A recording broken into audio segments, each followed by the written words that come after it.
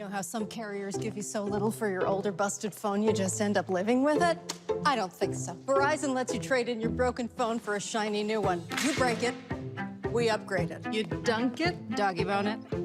Slam it, wham it, strawberry jam it. We upgrade it. Get a 5G phone on us with select plans. Every customer, current, new, or business. Because everyone deserves better. And with plans starting at just $35, better costs less than you think. It's Thursday, December 2nd, 2021. I'm Monique Presley, sitting in for Roland, and here's what's coming up on Roland Martin Unfiltered, streaming live on the Black Star Network. Symone Sanders becomes the second high-profile exit from the Biden administration.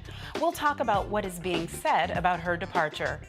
There's talk from House and Senate leaders about a government funding deal that will prevent another shutdown. A jury is close to being selected in the manslaughter trial of a former Minnesota police officer who fatally shot a black man during a traffic stop. Georgia Fort will have a live report from Brooklyn Center in Minnesota. It was a tense cross-examination of one of the key witnesses in the Jussie Smollett trial. An arrest is made in the murder of the wife of legendary music executive Clarence Avant. R. Kelly is facing more legal troubles. Some of Kelly's victims are suing him and his manager. Police officers are being held accountable. An Ohio cop is charged for killing a black man. An Arizona officer is fired for killing a man in a wheelchair. And the city of Seattle is shelling millions in the wrongful death of a pregnant black woman. It's National Crohn's and Colitis Awareness Week. We'll talk to a gastroenterologist who will let us know what symptoms we need to look for and how to make sure we're not being ignored by our doctors. And civil rights attorney Ben Crump was honored earlier today at a Florida school having a justice center named after him, which will honor and promote more black folks in the law biz. It's time to bring the funk on Roland Martin Unfiltered, streaming live on the Black Star Network. Let's go.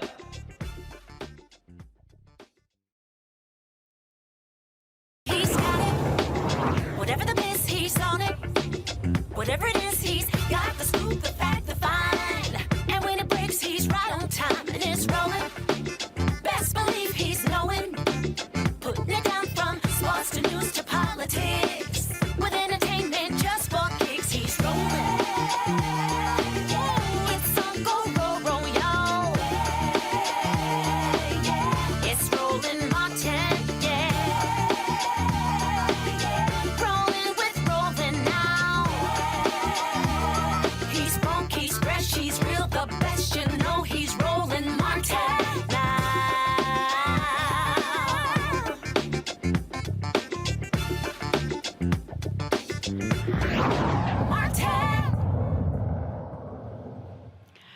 It's the second high-profile departure from Vice President Kamala Harris' administration. Chief spokesperson and senior advisor Symone Sanders will be leaving her post at the end of the year. Sanders worked on the campaign trail to get President Biden and Vice President Harris elected. She previously worked with the Bernie Sanders campaign when he campaigned for president. Symone Sanders did not provide a reason for her leaving in her farewell note to staff. Some political observers find it ironic Sanders' leaving came on the same day Stacey Abrams launched her campaign for Georgia governor. Communications Director Ashley Etienne left last month to pursue other opportunities. I want to welcome my panel, who I know has plenty to say about this and other matters.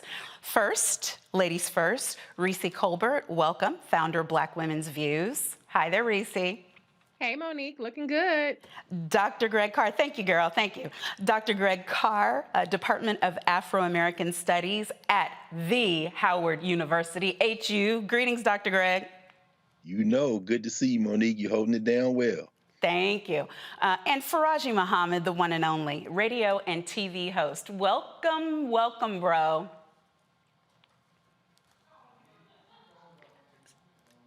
So what in the world is happening? Reese.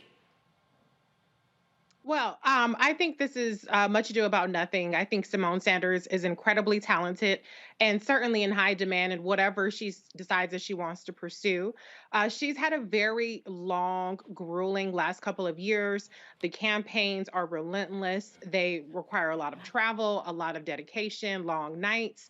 And then to turn around on the heels of a very hard-fought primary, the general election, and going to an even more grueling White House in which the vice president is under unprecedented scrutiny, I can understand why she's ready to move on. I think that Symone Sanders has a very positive and really collegial relationship with Vice President Kamala Harris. And so I just think that, you know, people come and people go. The White House is a very tough place to work. I don't think that there's any sense of it's too tough for her, but I just think that she's probably ready to move on to the next chapter. And so I wish her well. Well, and here's the thing, Reese, before I hear from our gentleman, the people in the White House make clear that they've known that she was going to be departing at the end of the year for over 2 months. So this was the plan, really, for her to stay through the first year of the administration, and then who knows what it is she's going to do next. I agree with you, whatever it is, she's going to be phenomenal in it. But I'm personally just sick of the any and everything that happens is a big deal if it is at all related to the Vice President of the United States. Absolutely. I would like to remind people by this time during the Trump administration, we had gone through multiple Secretary of States. We had gone through multiple cabinet officials at various levels. People had to resign over corruption, over cronyism. And so, you know, we also had multiple press secretaries by this point that Trump had. And so this whole notion that a senior advisor to the vice president is somehow super newsworthy is really ridiculous. And I think they're trying to feed this narrative of there being drama and dysfunction when the drama and dysfunction is coming from the outside and trying to, you know, project a sense of gossip and tawdriness on the vice president's office, which is very busy doing a lot of very substantive and important work. Right, absolutely, absolutely. And you know what, Dr. Greg?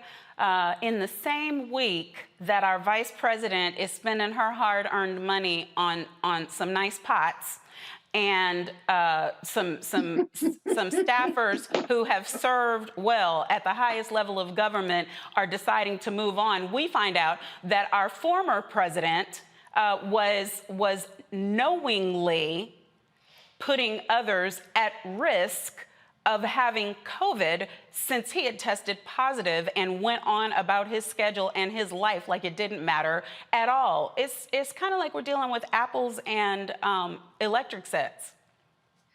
Indeed, Monique. Well, I mean, I think we should all attribute Donald Trump's degeneracy, putting us all at risk, to his parents. Shortly after he acquired the ability to walk and speak, should have known that he was going to be a public menace for the rest of his life. So this is consistent with his behavior. I mean, we know there's only one person on the planet he cares about, and that's himself. I do think that what you raised at the onset is intriguing in terms of the Abrams campaign being formally announced this week. I think that the Vice President of the United States shouldn't be treated any differently than any other vice president in American history, except when she should. And of course, it's a paradigm-shattering vice presidency. And as Reese said, I mean, it's unprecedented. She's undergone an unprecedented level of scrutiny, and it's unfair. That being said, we all know that it was a forced marriage between Biden and Harris, that Biden was, trolling for votes, and that the vice president has been put in a fairly impossible situation.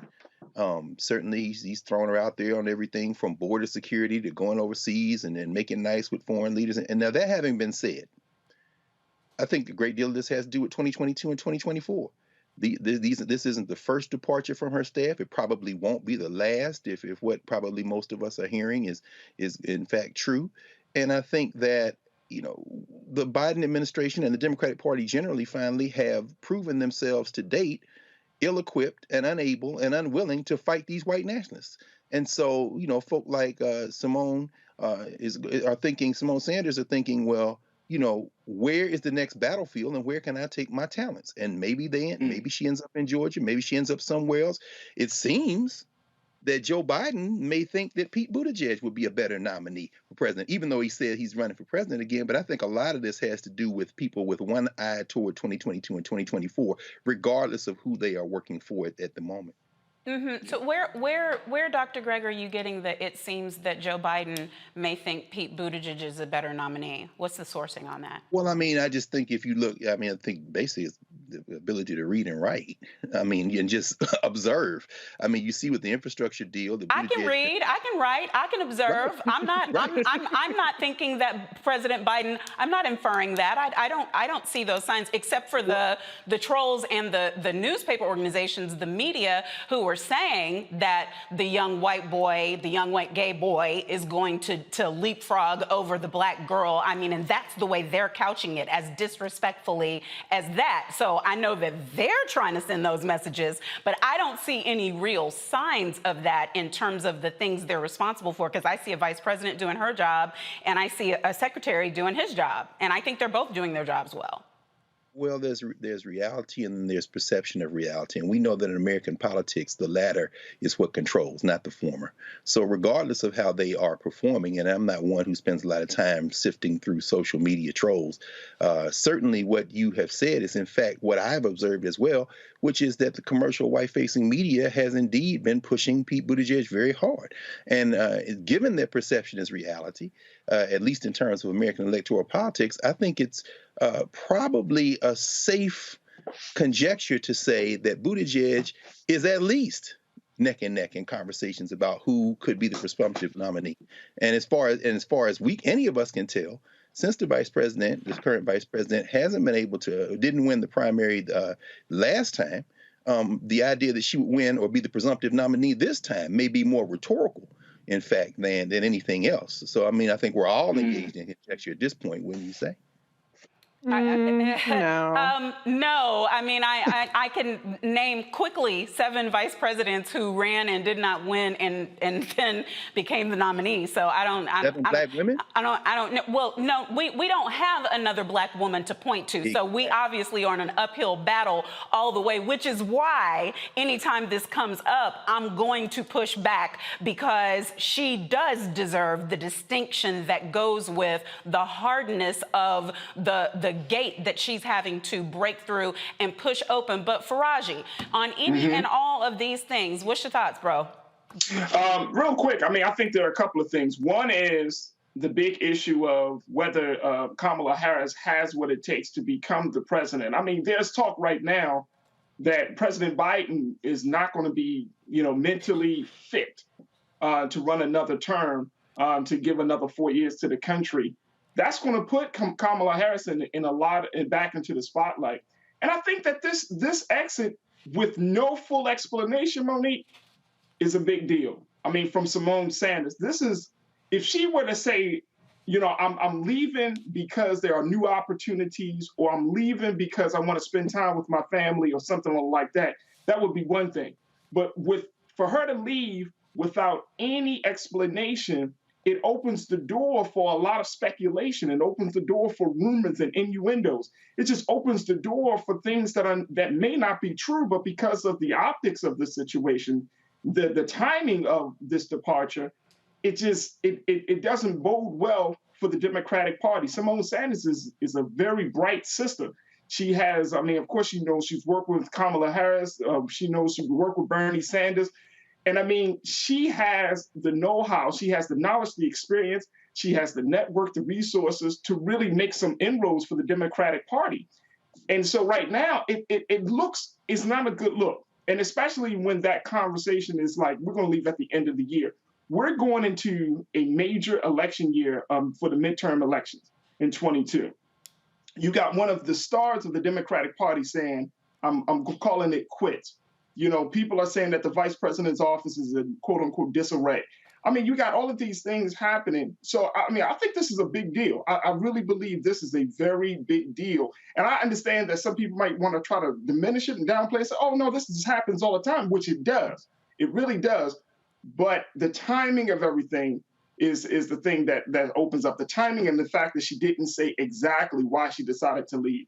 I think that's one of the big things that people are trying to figure out. Is if she has to be in front of her own story, she has to shape her own narrative. Otherwise, she's going to find herself being at the brunt end of other people's thoughts and speculation. Yep, I mean, and she's been around long enough to know that. So if she didn't say, it's because maybe she can't say. It's a job that's not public yet. I know there's all this hubbub going around about the disarray, but the article that was talking about the VP's office being in disarray had all these unnamed sources. So you know what? I'm not buying it. Kamala Harris was president for 90 minutes week before last. Nothing bad happened. I think she's the front runner. Next story: House and Senate lawmakers say they have agreed to avert, good news, a government shutdown until February 2022. Republican leaders in the Senate are still protesting President Biden's vaccine mandate. They are requesting the defunding of federal enforcement of the vaccine and testing politicians in exchange for a quick passage of the spending bill. The bill has to be approved by the House and Senate Friday by midnight to prevent the shutdown. Y'all, oh my God, to say that they cannot walk and chew gum and I don't even know if can't is appropriate. I think that the level of functioning that it would take to walk and chew gum is just not the messaging that they want out there right now. Because for the Republicans, it's just delay, deny, obstruct, delay, deny, obstruct. Reese, what is it that you think could happen that the Dems can do? Because everybody blames the Dems because the Dems are in majority. What could the Dems be doing to prevent the GOP from being certified fools right now? Absolutely nothing. The only thing that they can do is try to negotiate with the terrorists, Joe Manchin and Kristen Sinema, and try to get them on board with what needs to be done. The Republicans are fundamentally unserious, they're obstructionists, and they have a mandate from their base to fight these culture wars, be anti-vax, be anti, mandates and things of that nature. And so that's what they're going to continue to do. They're going to continue to basically try to dismantle the government and its functionality as opposed to propping it up. And so the Democrats really cannot take this seriously. It's absolutely absurd the things that they are proposing, but they're proposing it knowing that this just plays well to their base. They're not proposing it with any kind of expectation that these, demands are going to be met. But if I can, I'm sorry, I can't let that stuff that just said about Kamala slide. Let me go ahead and run back real quick, just 2 seconds on it.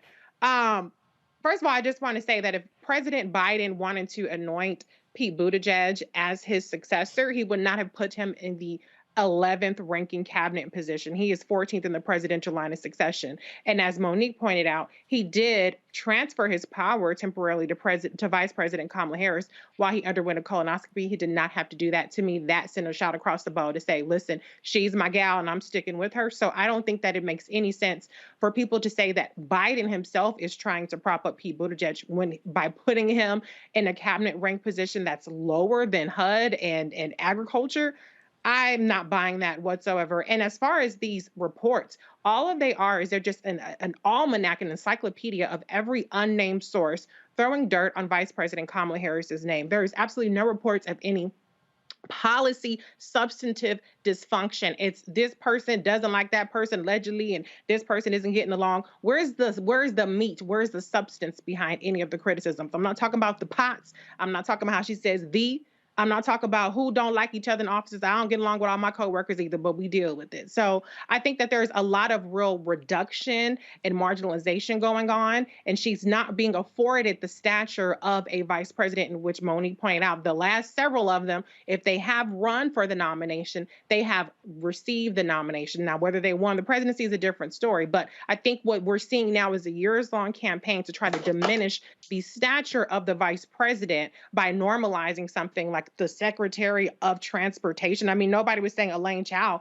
is going to run in 2020 for our primary Trump. So this is really absurd. And I'm with you, Monique. I don't think that on a Black platform, we should be regurgitating the kinds of attacks on the vice president. We're supposed to be better than. I'm not criticizing y'all for y'all opinions. You're entitled to it. But I think we should be pushing back on the narrative, and we can have that debate, but we should be pushing back on a narrative that reduces the vice president, that all of a sudden when a Black woman is in that role, the status quo is no longer the status quo. I don't think so. Come with some substantive policy disputes, which you can't, because the vice president don't actually dictate policy. She can only advocate for certain things, but she doesn't write executive actions, and she's not a senator to vote aside from casting tie-breaking votes. So last thing I'll say is, this is not about Biden wanting to diminish Vice President Kamala Harris. It's about an entire industry now that is bored and needs clicks. And obviously, Vice President Kamala Harris's name is the one that keeps getting clicks because these stories are recycled and regurgitated and ain't nothing new in there. So she had a fantastic appearance today, pumping up the infrastructure, which was a huge accomplishment, which she was credited for. I don't hear us talking about that. We're talking about Symone Sanders, a press secretary, a press assistant, which I think she's fantastic. I'm not diminishing her because I'm for a Black woman. However, she's not a household name. Nobody's going to the booth in 2022 and 2024 thinking about whether Symone Sanders left in December of 2020, whatever year we in at this point, 21, or if she made it the whole 4 years. Nobody is really pressed about that, except for the fact that they want to make drama with Vice President Kamala Harris, and that's all I got to say. Sorry. That was the longest 2 seconds. I know, but I had to get up. That was, I don't know which part. I think we started counting the 2 seconds maybe at the end because you were going to give us that good 10 minutes first, but you was talking so good till I wasn't going to cut you off. I wasn't going to cut you off. I'm not going to let the Kamala stuff slide. But I tried. I tried to handle it, but okay. Dr. Greg, I have a question because I'm back to the GOP and I'm back to the budget. I don't think we've ever left the GOP, quite frankly, but go ahead. No. I get and agree with the things Reese said in the beginning. That were responsive. 5 minutes. I agree with those things about the GOP and them not being serious-minded and them having this one agenda that appeals to the base, et cetera. But do you think that they are overplaying their hand on that? Because even though people are not getting it now, pretty soon this rollout on the infrastructure is going to be making millions of people's lives considerably better in many different areas. And I think even the slowest of the slow will figure out that the GOP was doing nothing but fighting it. Well, I mean, never underestimate the stupidity of the American voter. They did elect Donald Trump after all. And quite frankly, and certainly we saw with the signing of the most recent legislation, we saw the White Nationalist Party taking credit for it when in fact they all voted against it. And so, I mean, I think now the focus goes to people like Roger Marshall, Senator Marshall out of Kansas, and Mike Lee out of Utah, who have said that they are willing to shut down the federal government right now, not in mid-February, which is this proposed deal is supposed to extend the funding of the government until, but right now, if the Democrats don't take out the vaccine mandates. These people have shown that they are willing to choose their whiteness over their lives. And, not to relitigate what we just talked about, but I certainly didn't have one critical word to say about Vice President Harris. In fact, what I said was that she should be treated exactly like every other vice president, except when she shouldn't. And when she shouldn't is because of her achievements. That certainly is not a criticism, but I'm saying that she is the vice president of the United States in an administration and a party that has shown that it is unwilling to fight these white nationalists. They won't take credit for their accomplishments in a propaganda war, because that's what we're dealing with. We're not dealing with people who are talking about policy in the way that we're talking about it. We're dealing with people that are dealing with images and dealing with gaslighting. And the White Nationalist Party has perfected their message, frankly. So it comes to this. They certainly will allow a House of Representatives to vote to extend the funding of the federal government because they don't have the numbers to stop it in the House. And then they will do what they have done, as Reese just said, every other time, obstruct in the Senate. And Lee and Marshall have already said, take those mandate vaccines out. And with Omicron, shout out to the South African scientists who discovered it as it came into South Africa from Europe.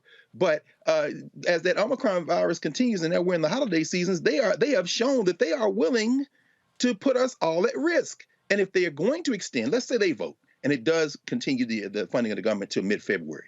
What does mid-February do? It gets us past the holiday season, and it allows the government to run out of money just as the primaries are ramping up. They know exactly what they're doing. And Joe Biden knows too.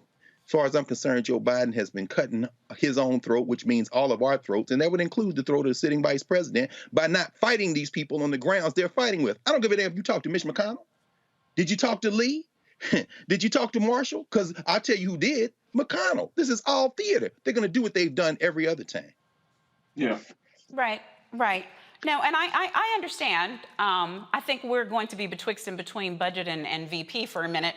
I understand to the first part of what you said that you did not say anything negative about the vice president. I would just offer for your attention and for Brother Faraji's and for whoever else is watching right now, all y'all, it's more insidious than that. The plan to undermine the leadership of the first Black woman vice president is not a direct attack because they can't. They put out the they said and they think and disarray and shambles and uncertain and that it's a fait accompli that she's unelectable. They put all those things out there, and then we, if we are not vigilant, do their work in spreading it. So the reason why I pushed back and asked for sourcing is because I will not be their stool. Now, Faraji, thoughts? Yes. Yeah, real quick. I mean, I think a couple of things. One is, if you got a GOP that's willing to go to war about, funding the United States government, keeping the government running up and running over the next few months, and they're like, let's go to war because of this vaccine mandate. I mean, this is a very dangerous place for us to be in this country.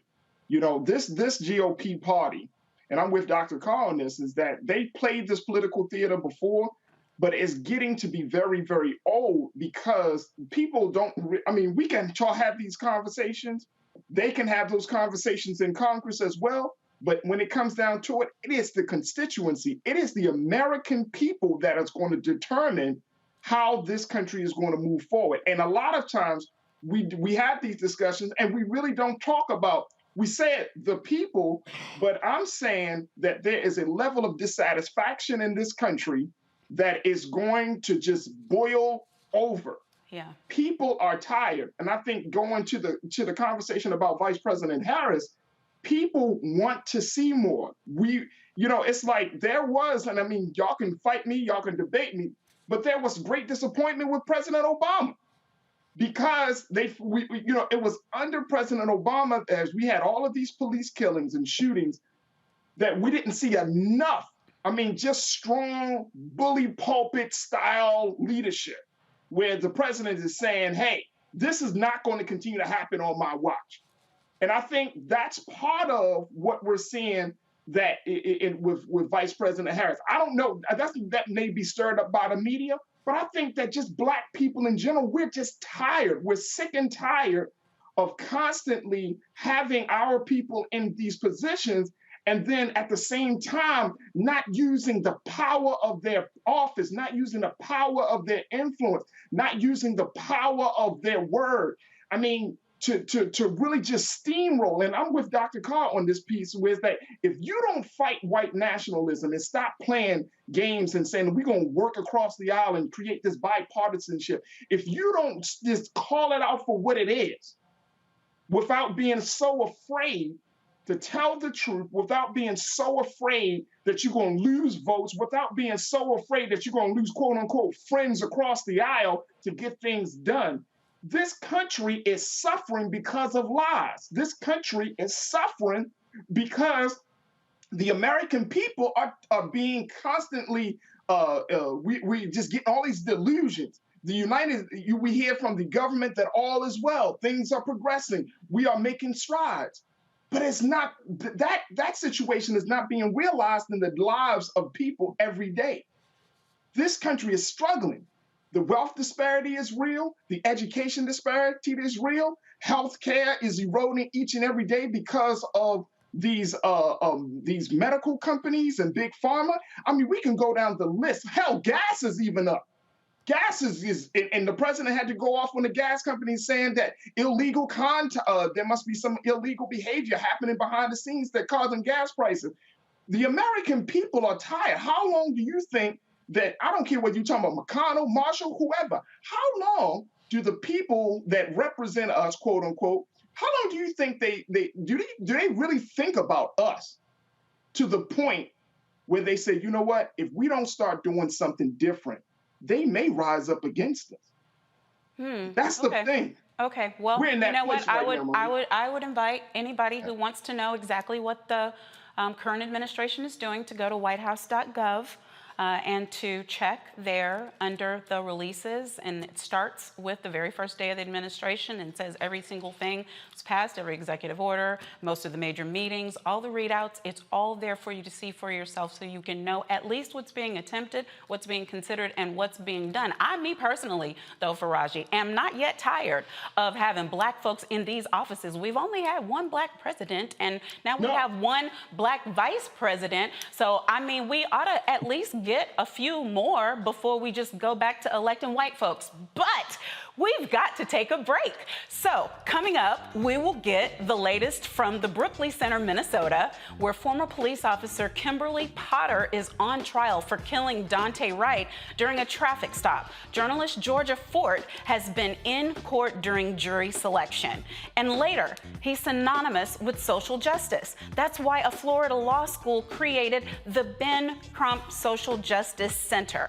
But first, we have some bills to pay. You're watching Roland Martin Unfiltered on the Black Star Network. We'll be right back.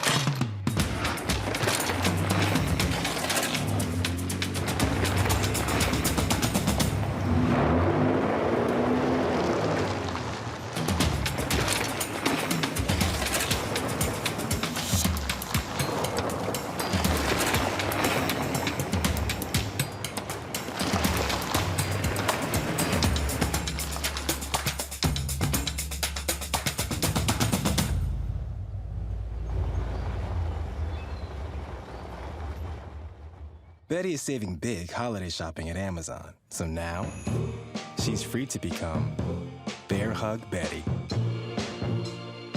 Settle in, kids. You'll be there a while. Ooh, where you going?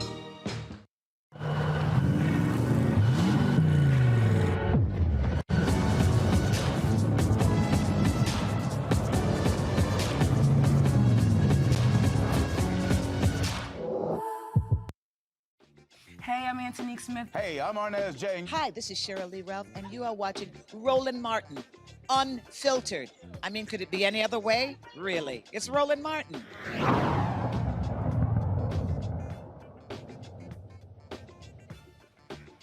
A jury is close to being seated in the trial of Kim Potter, the former police officer who killed Dante Wright during a traffic stop back in April. Georgia Fort has been in the courtroom throughout jury selection, and she joins us now. Georgia, welcome. Good evening. Thanks so much for having me. How are you? I'm doing good. It's a little chilly here in Minneapolis, and it's been pretty tense this week for jury selection, but I'm hanging in there. Okay, well, what can you tell us? I know as of yesterday, they had seated, what, 9? Where are we now? So jury selection just wrapped up. I'm outside of the courthouse right now. About 12 jurors are seated. 9 of them are white jurors. We have 2 Asian women who are seated on this jury so far and 1 Black woman. So there's 2 more seats that need to be filled for alternate seats in case anybody among those 12 ends up sick or can't make it, gets COVID. They want to make sure that they have 14 jurors seated. So were you able to be in court during the time when they were doing the voir dire and the jury selection? Yes, that's correct. I was inside of the courtroom for jury selection on Tuesday. Due to COVID, they don't allow all of the journalists to go inside the courtroom every day. They have us on a rotation. So every day there's a new 2 journalists who are in the courtroom. So I was in the courtroom on the first day of jury selection, and I will be back in the courtroom again on December 15th. The one thing I will say is Judge Regina Chu has said that she anticipates opening arguments will begin on December 8th. She's really hoping that this trial will wrap up by Christmas Eve, and she's promised jurors that if it doesn't, she'll give them Christmas Day off at least. But because jury selection is moving along so quickly, they might be able to start this trial a little bit sooner. Some of the concerns that I had when I was observing inside of the courtroom was the defense attorney used the names of 2 of the jurors who are in fact seated on this jury. And so the concern of their identity being disclosed in such a high profile case, you know, these individuals, at least one of them has already been bombarded by media, has already received phone calls, has already received trolls on his social media pages. And that's all because defense attorney Earl Gray not only used his last name, but asked him, where do you work at? Started asking him about the tour he was on with his rock band, asked them the name of his rock band, all of these specifics to be able to identify him. And so it just took a quick Google search for people who are watching the trial to find out who he was. And so what my biggest concern is with that is, let's fast forward and Kimberly Potter is found guilty. Could the defense use that in terms of like leverage to get a mistrial, you know? But obviously that was something that the defense attorney brought on. So it will be up to the judge on how they view that information. But it definitely is cause for concern. Well, I mean, if the defense attorney is who's doing it, then I don't know how they would use it for a mistrial. He was allowed to go further than it seems like you're saying was comfortable for many people. But you know, as a defense attorney, I'm like, you got to do what you got to do for your client. I need the information. Got to climb under the rocks when I can. But did you notice, were there other jurors of color who were eliminated for one reason or another? And were there any issues such as Batson challenges and things like that? Well, the prosecution so far has used all of their strikes. There was one African American male who excused himself. He actually did not want to serve. He was concerned about his safety. He said he worked inside of a jail. He was concerned about his wife's health. And so they allowed him to not serve. He was excused for cause. But, you know, what was really interesting as well is that Kimberly Potter is going to be testifying in contrast to what we saw in the Derek Chauvin trial. He didn't testify. She has said that she's going to take the stand. So people are really curious about what she's going to say. Another thing that came up a lot, if you were following along with the jury selection, is just how polarized people's answers are. The jury questionnaire, there's 80 questions on there. It's several pages, but some of those questions include: how favorable are you of Black Lives Matter? How favorable are you of Blue Lives Matter? And so you get people, jurors, potential jurors, who are up there who are attacking Daunte Wright's character. They're assassinating his character as though he's the one who is on trial. And so that was especially hard to listen to. You have individuals who get up there and well, I read this, I heard, you know, he was involved in a shooting, all of these negative comments, and they're saying that that causes them to be impartial, and that they would have to consider that information while judging the criminal act that Kimberly Potter is charged with. So, you know, there's so many layers, but a lot of those racial undertones are already surfacing, and the trial hasn't even started yet. This is just jury selection. So what is the climate like outside of the courthouse? Are you seeing people who are making their voices heard? Oh, absolutely.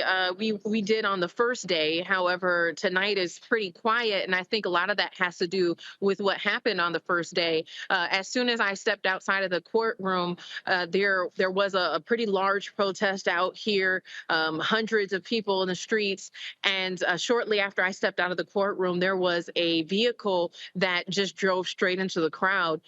As of now, we're not hearing of any injuries being reported, but the Minneapolis Police Department has responded because individuals got his driver's license plate number, passed it off to authorities, and police say that they're not even going to bother looking for him because the protest was not a permitted protest. And so when you think about this happening here in Minneapolis, which was the epicenter of a global uprising for police accountability, and then this happening also 2 weeks after Rittenhouse was found not guilty, and everybody was saying that the not guilty verdict in the Rittenhouse trial was going to be a signal to all of these white supremacists and encourage them really to attack Black Lives Matter protests. And so, you know, to see that happen on the first day of jury selection was really frightening, to say the least. And so I'm kind of not shocked that not a lot of people are out here because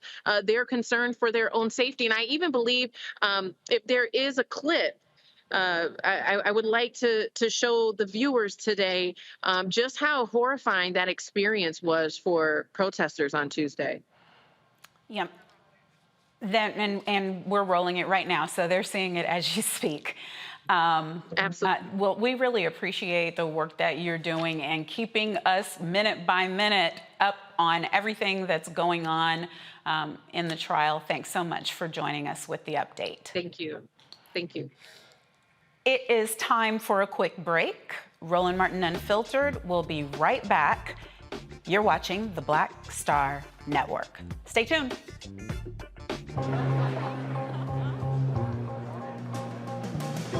Are the stars out tonight?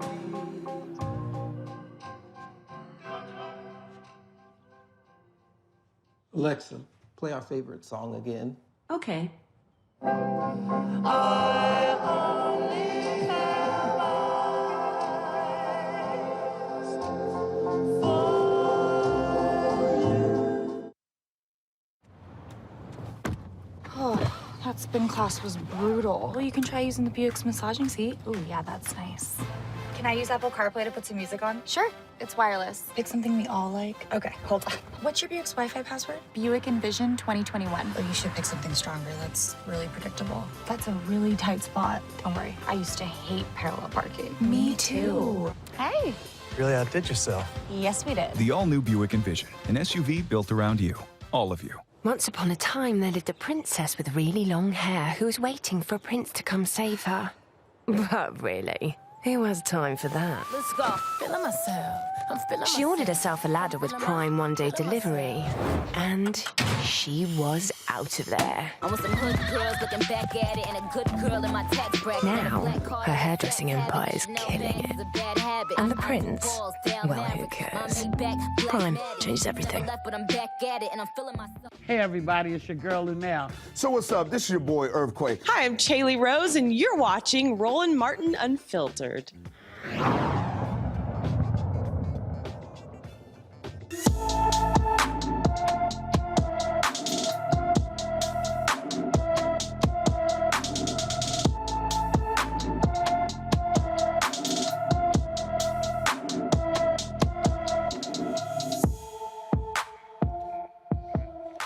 24-year-old Nikayla Williams disappeared from her Indianapolis, Indiana home on November 9th, 2021. She is approximately 5 feet, 5 inches tall and weighs about 150 pounds. She has shoulder-length red hair and brown eyes. She was last seen getting into a light gray or white-colored pickup truck wearing blue jeans and a dark-colored jacket. If you have any information about Nikayla's whereabouts, call the Indianapolis Metropolitan Police Department at 317-327-3811. An arrest has been made, thankfully, in the murder of the wife of legendary music executive Clarence Avant. 29-year-old Ariel Maynor, a parolee with a long criminal history, has been arrested for Jacqueline Avant's killing. Avant was found shot in the home just before 2:30 a.m. yesterday amid reports of someone shot. She later died at a hospital. In Washington state, Seattle agrees will pay $3.5 million to a black woman's family who police officers shot to settle a wrongful death suit. Charlena Lyles, a mother of 4, was fatally shot by 2 Seattle police officers in June 2017. 2 Seattle police officers responded to Lyles' apartment after calling 911 to report a burglary. Evidence at the scene pointed to a staged burglary, and according to the officers, she suddenly attacked them. I can't find it. There we go, with 1 or 2 knives, and they fatally shot her in the cramped confines of her kitchen. The lawsuit, though, claims the officers did not act reasonably because they failed to use non-lethal force to disarm or subdue her. Under police policy, Seattle police officers are required to carry tasers, but one of the officers did not have his on the day of the incident. He left it in his locker because the battery died. The old my battery died. Going to the panel, we're going to keep seeing these over and over again, Dr. Carr, until there are direct consequences. I'm going to sound like Roland Martin now. Until there are direct consequences to these officers. If you don't have your body cam on and we can't see part of what happened in your officer-involved shooting, there has to be a consequence. If you're supposed to be carrying a taser and we're saying it's in the locker because of a dead battery and now there's a dead woman because of a dead battery, there has to be a consequence, doesn't there? Well, I mean, you tell the rest of us, sis, since you know about this better than most of us, having waged war in these courtrooms. At the end of the day, when we think about what a reasonableness standard is, reasonable use of force, reasonable action in the face of something like a traffic stop, or you name the range, we can't be in each other's heads, but we should be able to establish a basic level of decent human contact. So, I mean, listening to you and Sister Georgia talk there, I was monitoring some of the jury selection through another attorney there from Minneapolis, Angie Porter, and she noted with juror 55, who was the last of the 12 jurors to be seated today, a white man, a Navy vet, who said he has been tased before. I think that, and I'll use what Attorney Porter said. He might be a stealth juror on that bench in the jury box because he is a white man. He is a United States military veteran, but he has been tased, and he will understand that a police officer like Kim Porter, who reached and yelled taser, taser, taser, and then discharged her weapon, he's not going to buy that she mistakenly pulled the gun instead of the taser because she was a veteran. And so in Seattle, we see something similar. This guy is on paid, protected, cleared leave for basically hunting. As we heard from Sherlina Lyles' cousin, Katherine Johnson, who thanked the people for being in the streets to protest, this isn't enough. You've got to punish these people. Settlements aren't enough. Her own son said, the $3 million, okay, but that doesn't bring my mom back. We've got to attack this reasonableness standard, and you'd have to tell the rest of us, quite frankly, sis, how do you get into a jury box or the mind of a judge and extract out that notion that somehow it is reasonable to kill somebody? I don't know. I don't have a good answer. Right. Well, I mean, but Greg, you're not saying that there aren't any circumstances in which deadly force is necessary? I'm saying anytime we live in a country where you can strike jurors, and there was a Batson challenge today for a young Asian American potential juror who was a law student. And we both know that law students typically don't get on juries, but the Batson challenge was based on her race. And there are apparently 2 other Asian Americans who are on the jury, so that first prong wasn't satisfied.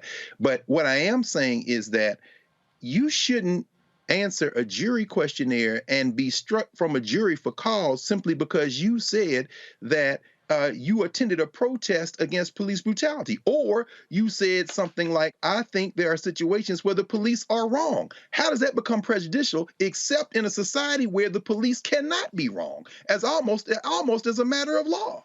And I think that is what we have to address. I'm not saying it's never warranted, of course not, but I'm saying that the presumption is when they shoot that it's a good shoot. And the rebut to that presumption is so almost astronomically impossible a standard to meet that it creates the situation where the police are converted into hunters. And I don't know how we deal with that as a matter of the legal universe, not case by case examples, but the structural notion of policing in this country. Mm-hmm. Yeah, well, I mean, there are going to have to be some codified changes in the law for us to get any real progress on that. You are absolutely right. A settlement does not do anything to change what happens to the next person who's in line to be shot and killed by a police officer. It provides money for a mother who can't bring a child back. And that is the extent of what it does, because most times now the squeeze that it puts on the city does not make them make the types of changes. There have to be equitable remedies, not just financial remedies, in order for the city to understand that the way that they do business has to change. Faraji, your thoughts? It's interesting because I remember hearing your attorney Ben Crump say something that I think will forever stick out in my mind. He made the point that he said that the work that he does, which is, making sure that the families are compensated when they have a loved one that is lost in the hands of by police. He said that we want to make it so expensive for them to kill us that they will think twice. That's why he always go for the large settlements. That's why he's always trying to hit the cities where these incidents occur, hit them hard in the pockets, because he's saying, if you're going to keep killing us, then we're going to keep killing your pockets. And I think that's an interesting strategy. But I think that also, though, based upon the conversation you just had with Dr. Carr, I think that it's also important that in this case of Sister Charlene Lyles, that we have a discussion about mental health, that we really do have something there where a mental health I can't think of the word, but there has to be some additional training of some sort where police are just take a quick moment and pause. And I know that the police say that in this particular case, that the sister Charlena had 1 or 2 knives and all of those things. But you got to take a quick pause before you just jump into action and start shooting and killing people. But it does not erase the fact that, yes, okay, this family got $3.5 million, and it might hit the department a little bit, but we have to find the balance between hitting them, killing them in their pockets, but also getting verifiable justice. And Monique, by you being the attorney that you are, you know it. Like if a police officer doesn't have their body cam on, if a police officer makes those certain type of decisions, rash decisions in a short period of time, there has to be consequences for that. And I think that the larger conversation about making sure that police officers are held accountable, not just from a city or civil servant perspective, but also held accountable personally, that conversation needs to move forward. Because then, okay, let's combine what Ben Crump said and what's happening right now. If we're going to hit the departments in the pockets, maybe we need to hit these officers in their personal assets. And then they'll think twice, because they might lose their home. They might lose their car. Their children may not be able to go to college. Something has to be disrupted on that end in order for us to start seeing some real justice, because all we're getting is just disruption on our end, and the scales of justice are already imbalanced. You know what, Reese? There was this thing, because I hear Faraji, I hear Dr. Greg, and Faraji's talking without naming it about qualified immunity and how we need to get rid of it so that there's some personal liability for the officers. I hear Dr. Greg and Faraji saying that there needs to be consequences and accountability for these officers that go beyond what we can do by hitting them in their pockets. And I'm saying that we need codified laws. Reese, there was this piece of legislation. It was called the George Floyd Justice in Policing Act. And amazingly, it had all of these provisions and more in it. Whatever happened to that? Well, you're absolutely right, Monique. What happened?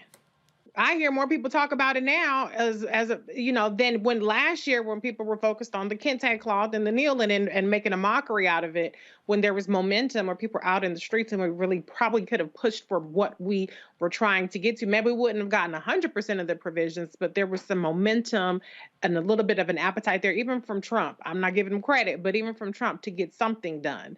And that momentum was squandered. And now we see Black Lives Matter actually has lower approval ratings than it did before the George Floyd and Breonna Taylor and Ahmaud Arbery protests, the so-called racial reckoning that we have now. We have a racial reversal back to where we were before the reckoning.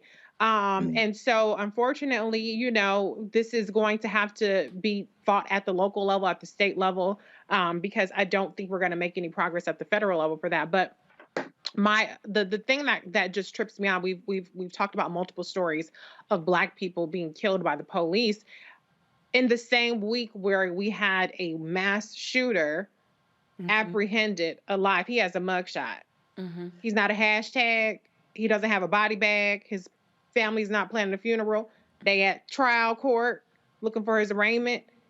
How is it that you can bring home, apprehend mass shooters, white men who are highly weaponed, who have automatic rifles, who have just killed and shot multiple people, but a woman who calls for help, because Charlotte Lyles called for help for a burglary, and she was the one who ended up dead. Was it one knife or was it 2 knives? You shooting and you don't even know how many wives that you have, how many knives a person has. The police expect perfection from people seeking their help, the people they're supposed to preserve and protect, but they get all the latitude. The law gives them all the latitude to make mistakes. Oh, well, he thought it was necessary, thought it was reasonable. He thought he was in fear. there's no margin for the people on the other side of that police gun. And that is what we have to change, because the police should be held to a higher standard than a person who maybe they have mental issues or whatever the situation they're going with. Even if they are in the commission of committing a crime, if they do not pose a lethal danger to you, you should have a higher standard than what the police are being held to. That is the biggest problem that we're having with the way that police are operating. They have all the latitude, the victims do not. And don't you Can I just jump? I'm sorry. Go ahead. Can I Go just ahead. add something to that real quick? And I think Reese is absolutely on point about that higher standard. But you know what? I think that comes to bringing in people of higher caliber, people that want to serve. I mean, if you look at these departments across the cities of the United States, here in Baltimore, for example, only 40% of the police in Baltimore are actually from Baltimore. 60% are from out of state, And so when you have a police department that is, have all of these different people coming in, and I don't know what the interview was like when somebody says, I want to become a police officer. I don't know what type of questions are being asked, but one thing's for sure, the main question is, do you have have you ever worked in an environment like this before? Share with us some of your concerns. And I mean, you can formulate questions to get to a person's implicit bias. You can formulate questions to understand their prejudices, to understand that if this person goes out into the street, they're going to either be a problem or they're going to be an asset for the department. I mean, look, you know that from the very beginning. This is the police department of the United States. If nothing else, America knows how to create an institution of law enforcement. This is what America does. So when we see police officers making these dumbass decisions, making these life-threatening decisions day in and day out, and they have training, they have all of these resources, they get a lot of the money from these cities, they have all of these experts, yet you mean to tell me in these moments that you are not able to think critically before pulling out your gun and just shooting? You need to tell me in these moments you don't know where the damn taser is on your left or your right side? I mean, come on. You need to tell me that you don't know that it's not your house that you're walking into, and then you're going to shoot somebody who's sitting on the couch of their own home? I mean, this is not rocket science.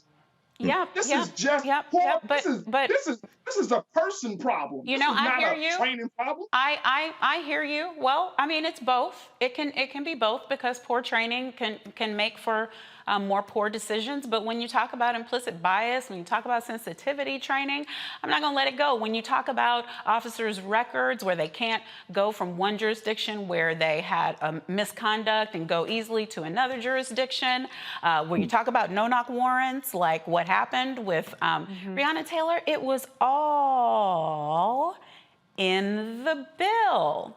So my question, Dr. Carr, is this. Why is it that when this legislation was out there and we had Senator Booker on one side and we had Senator Scott and Senator Graham on the other side, and we had Congresswoman Sheila Jackson Lee, who was assisting, and we had Schumer saying we're going to get it done, why didn't we hear from us, the people who have to get the message to our folks so that we can stay out there on the street, so we can stay calling our congresspeople and our senators? Because to me, I think that is what is lacking. I think that there's work that people are trying to get done on the Hill, and then when the noise stops, the Republicans come in and tell lies like there's going to be increased crime, the police unions don't want it. It was all lies, and it just disappears, and they move on to the next most pressing thing. Don't we have an obligation, Dr. Carr, when there are things that are good for our people, to actually give them the information? We do, of course. And that, of course, is one of the reasons we have the Black Star Network, and Roland has built that, and we're having this conversation. And we all know, we know that what you've posed is largely, in some ways, a rhetorical question. We know we have that obligation. Of course we do. But one of the most difficult things that we have to grapple with, or not, we probably won't grapple with it because that requires a deeper understanding of history, is that this isn't a nation. I say that, and sometimes people have a visceral reaction to that. But by nation, a nation is a country where people have a common set of memories, not only a common language, but a common kind of cultural grounding. And that simply isn't the case. This is a settler state, and it has been at war with itself since the beginning. And when it comes to our people, the children of those who have been enslaved, we have a perspective that is very different. I was reading something this morning in the New York Times, a roundtable about the Mississippi abortion case that was argued yesterday before the Supreme Court. And one of the white women writers in the New York Times said, this will be the first time in my life, if and when, and I think it is a matter of when, they overturn Roe versus Wade, that I, as a white woman, will have lost rights. I will have diminished rights. Yeah. She said, this is in no way comparing, I can't compare myself to Black people in this country, but for the first time, I will experience something that Black people have always experienced in this country. And I think in her making that point, it reveals something that is part of the answer to your question. Until we understand that this is zero-sum warfare, we're not going to make much progress. The argument over the filibuster, every time I hear somebody say the American people, I just start laughing. There is no such thing. The White Nationalist Party, and I include in that white nationalist adjacents like Tim Scott, have made a blood oath vow in the federal legislature. We don't give a damn. And instead of reacting to that, the Democratic Party, by saying we will now abandon a rule that is a Senate rule, not in the Constitution, the filibuster, and make you pass this legislation, the Democratic Party in this country, which makes them, as far as I'm concerned, soft white nationalists as a party, have conceded this war. And guess who's going to be shot in the streets as a result of even an incremental bill like the George Floyd Justice Policing Act? We are. So the answer to your question is we can only continue to do what we're doing and continue to push. But I think we have to be a lot more clear and a lot more honest with our people to help them understand that there is no such thing as the American people. And we are on our own in so many of these policy wars. And we need to stop supporting people who are going to pretend as if there are rules when there aren't any rules in this. This is a street fight, and it's been one for 300 years. Right, and I don't disagree with you. I just don't know what the benefit would be to all of the Black people who are members of the Democratic Party to not push the Democratic Party from within to do the things that you just said need to be done. I mean, we can say that we are on our own, but to me that is also like saying we are not going to get anything done because the things that need to get done cannot get done with us on our own. If we are warring just by ourselves, that is a losing proposition. So I don't know where our alliances are, I guess, because and I understand that the Democratic leadership, right, is largely white, with one huge exception in our vice president. But the people, those of us who are Democrats, and then the larger population who go and vote as Democrats, to me, just really have to require a level of accountability that maybe we don't even know we are entitled to, that we actually do have inalienable rights that we are supposed to be able to place a demand based on. And that is what I don't see. I don't think we can just say ditch it all because they're bad over here and they're bad over there and we got to figure it out on our own. I don't know how that works. Well, let me be clear. That's certainly not what I'm saying. What I'm saying more specifically is, and I think you gave us part of the answer a minute ago. Given the two-party system that we're in, the strategy, it seems to me, certainly at the state and local level, is to pursue the type of what I'm saying is that, informed by this realization that we are on our own, we engage in coalition politics at every level. So I think the part of the answer is the state and local level. So you get this type of hard-hitting different laws passed at the state and local level, whether it be the DA in Philadelphia, Larry Krasner, whether it be the emerging DAs around the country who are willing to take on the police and de-link prosecutors, whether it be Marilyn Mosby in Baltimore, state's attorney in Maryland.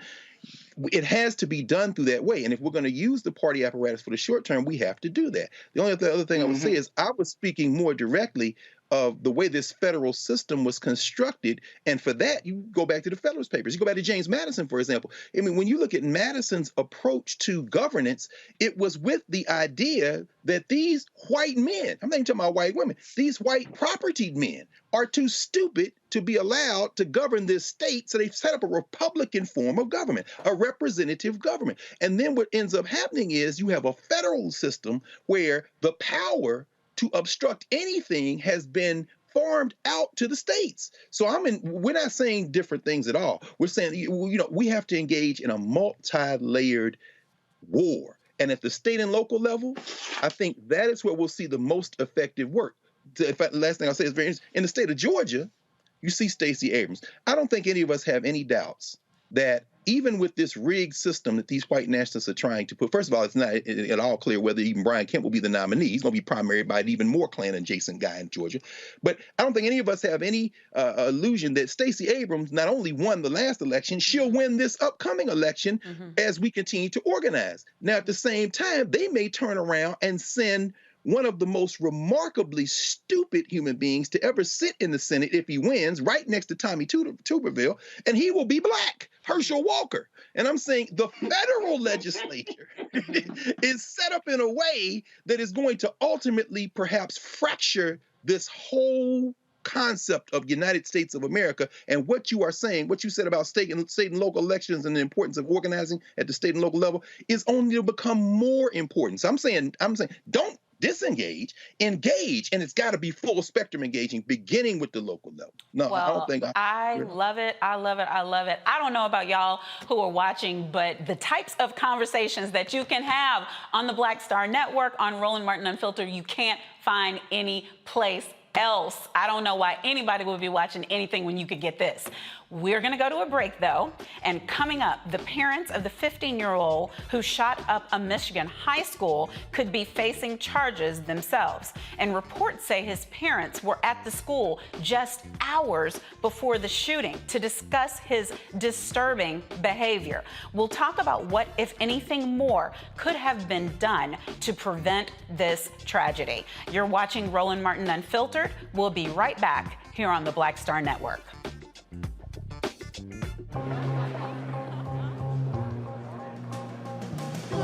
Are the stars out tonight?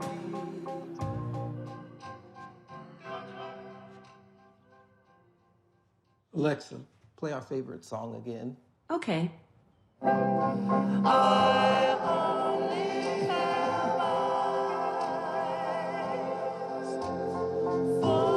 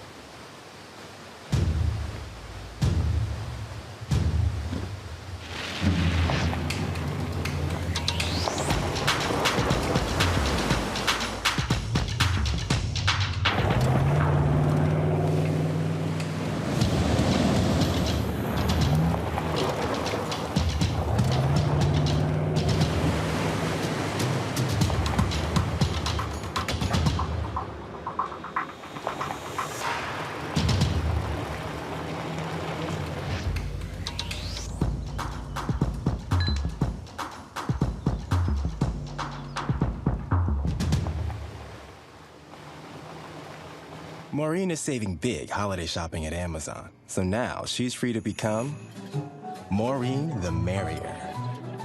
Food is her love language, and she really loves her grandson. Like, really loves. It's Kim Whitley. Yo, what's up? This your boy Ice Cube. Hey, yo, Peace World. What's going on? It's the Love King of R&B, Raheem Devon, and you're watching Roland Martin Unfiltered.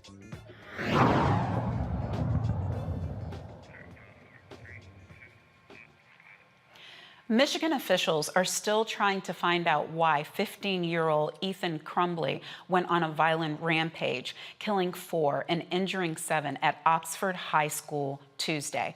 Crumbley, charged as an adult, is facing several charges of terrorism, murder, assault, and possession of a firearm in the commission of a felony. The school administrators met with Crumbley's parents about what his teachers described as disturbing behavior Monday and Tuesday, just hours before the shooting. Evidence from Ethan's journal, cell phone, and social media posts have investigators believing the shooting was a premeditated plan. Video taken the night before the attack shows Crumbley talking about shooting and killing his peers at school. He also boasted about the new gun his dad purchased, which he used during the shooting. There are also reports of an alleged countdown to the shooting and references to the devil on his now deleted media account. The question lies, could this tragedy have been prevented?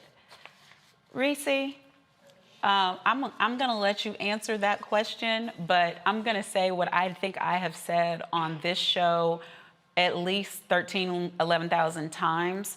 Until the US government acknowledges that there is a real problem with white males between the ages of now 14, 15, and 33, it's not gonna stop.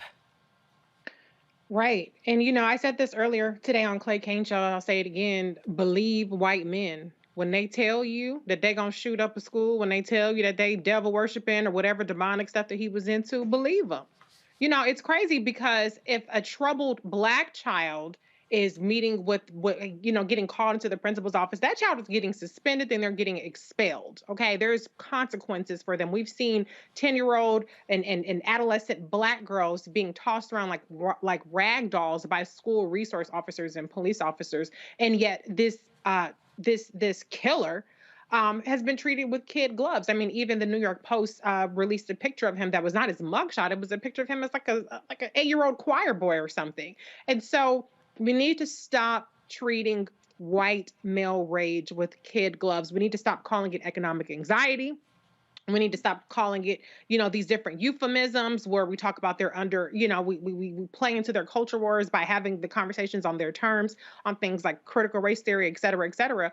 And we need to start taking seriously the threat. I mean, Janet, I forget how you say her last name, Janet something or another. She talked about this back, before Bush was even in office, when Clinton was still there, about, the threat that, white domestic extremism is posing. So I'm not saying this was racially motivated or anything, but we have to start taking these troubled white boys, men, whatever you want to call it, seriously. All that energy that people put into over policing and oppressing and putting Black kids and brown kids in this school to prison pipeline. I'm not saying you do the same thing with white kids, but I'm saying don't let them off so easily because they're the ones out there shooting up these schools. Right, absolutely, agreed. And the thing is, Faraji, they don't just drop in out of the sky at 14, 15, mad as hell. They are being raised, something closer that looks like raised. They were once babies and then toddlers before they work their way into all of this rage, and they are being affected by outside influences, not just, I'm not totally, I think parents probably do have a responsibility in this case, but it's not just that. We're seeing how they are being indoctrinated and conditioned through the dark web and through all of these outside sources. What is it that needs to be done to run down these rabbit holes and stop it? I mean, I think there are a few things at play here, Monique. One is just the point that you were making.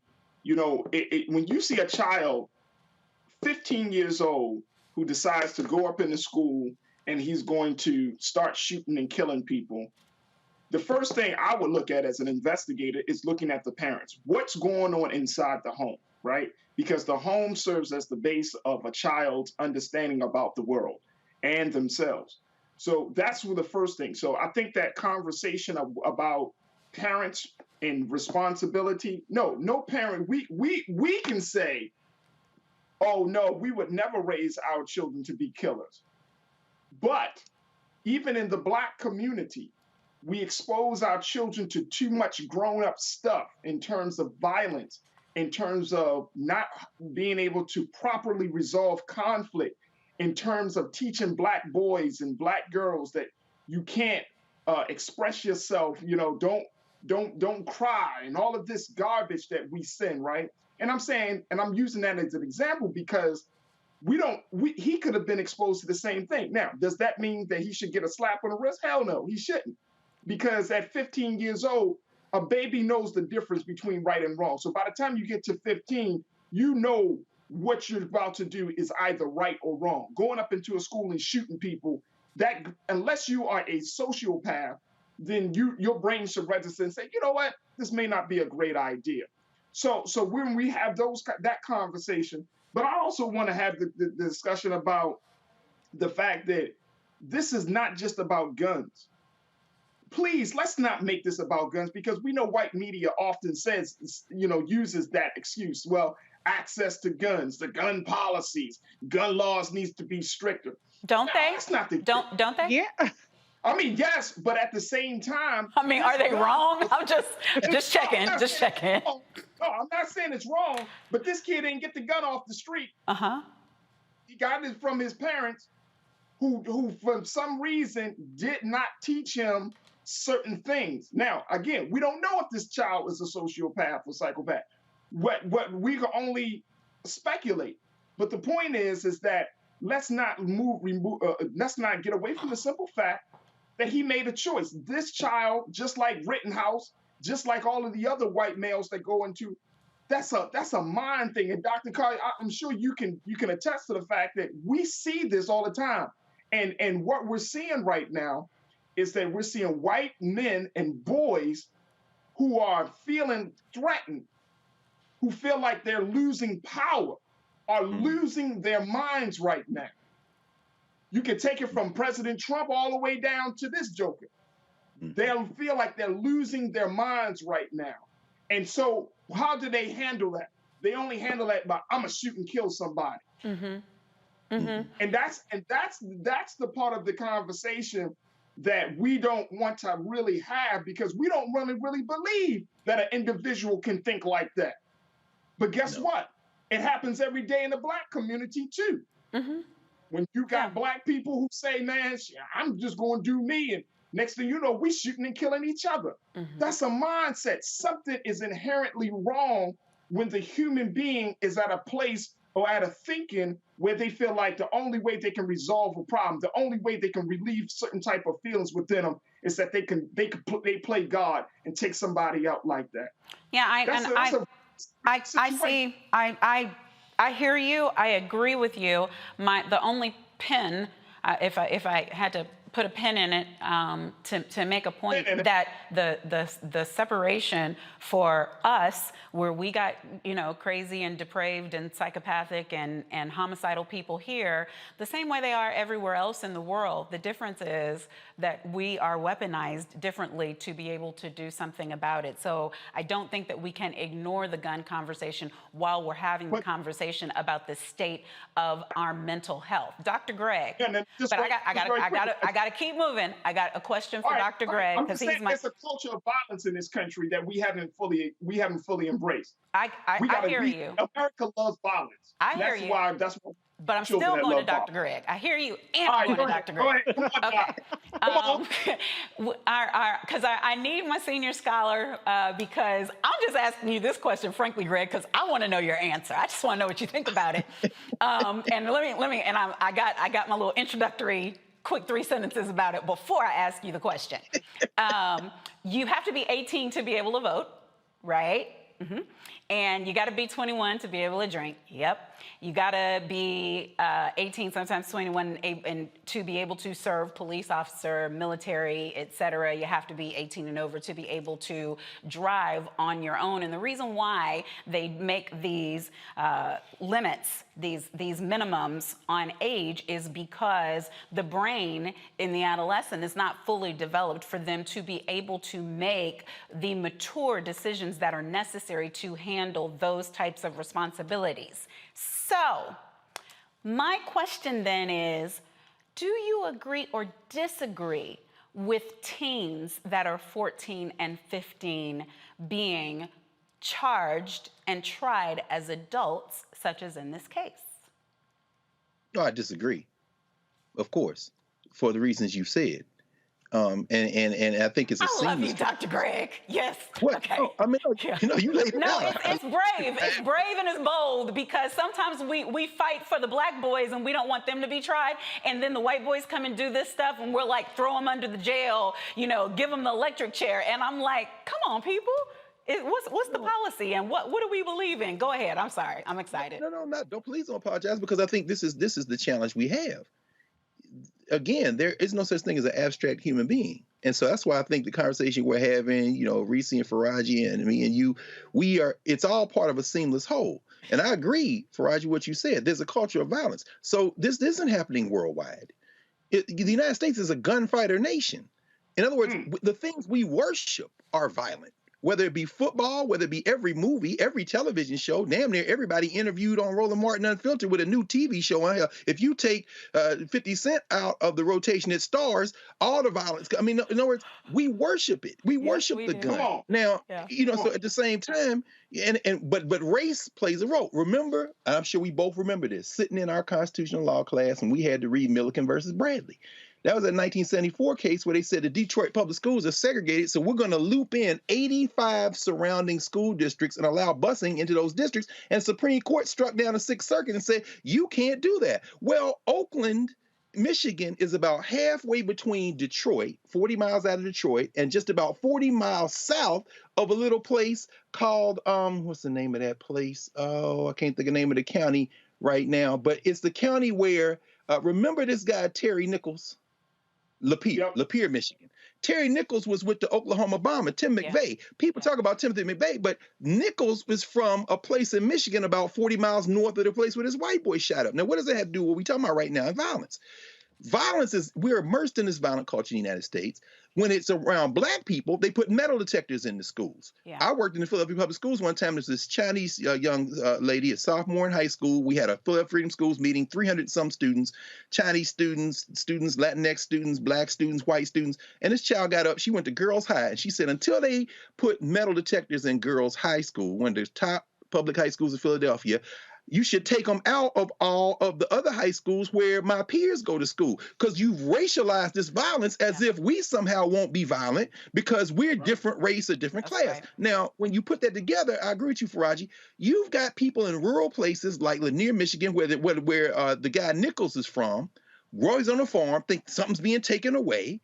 You've got in Detroit kids who are being, assaulting each other, fighting each other, but they're not bringing it to the schools in the same way. And then you got this white boy who feels like probably something's being taken away from him, but he's in an environment where they allow you to take a gun to school, not because they knew about it, but because they put nothing in place to prevent it. Yeah. So if we're not going to charge him with the death penalty, we shouldn't charge anybody as an adult. We shouldn't charge anybody else as an adult, but we have to address the fact that in this country, which isn't a nation, people have retreated to their corners based in race-stoked fear that has been further weaponized by allowing white children to get away literally with murder, while black children are treated as suspects when they've done nothing except be walking around. The rules aren't the same. So I think that's the ambiguity where we can say no 14-year-old should be charged as an adult, but when you put race, culture, and reality in it, it isn't this abstract 14-year-old. It almost has to be applied differently depending on circumstances. Right. Well, and they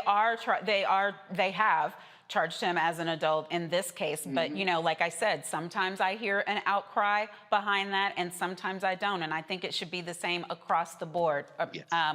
Oh, we could stay here all day, but we can't. I have to go to a break. There's more to come, obviously, on Roland Martin Unfiltered. Millions of Americans live with Crohn's disease or colitis, and these incurable diseases impact even more family members, friends, co-workers, and others. Coming up, we'll talk to a gastroenterologist who will let us know what symptoms we need to look out for and how to make sure we are not being ignored by our doctors. But first, a quick break from our sponsors, Nissan and Amazon. Stay with us. You're watching Roland Martin Unfiltered on the Black Star Network.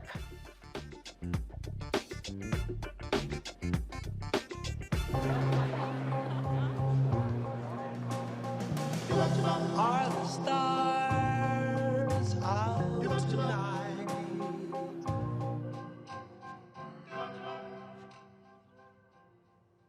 Alexa, play our favorite song again. Okay. I only have eyes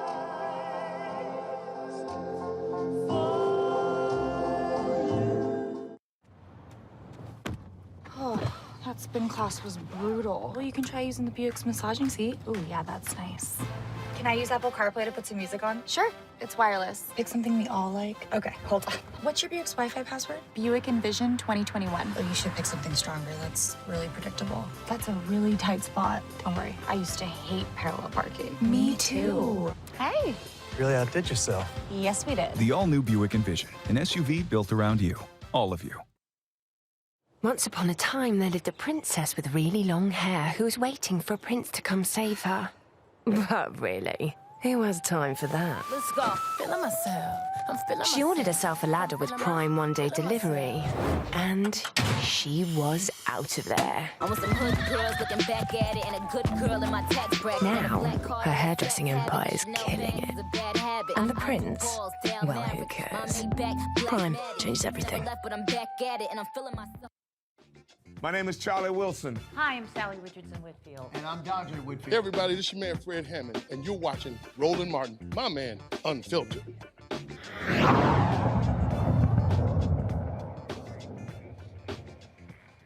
This week is National Crohn's and Colitis Awareness Week. Affecting over 2.5 million Americans, these incurable illnesses collectively are called inflammatory bowel disease. Symptoms include diarrhea, bloody or mucus-filled stool, stomach cramps, and tenderness, but every case is unique.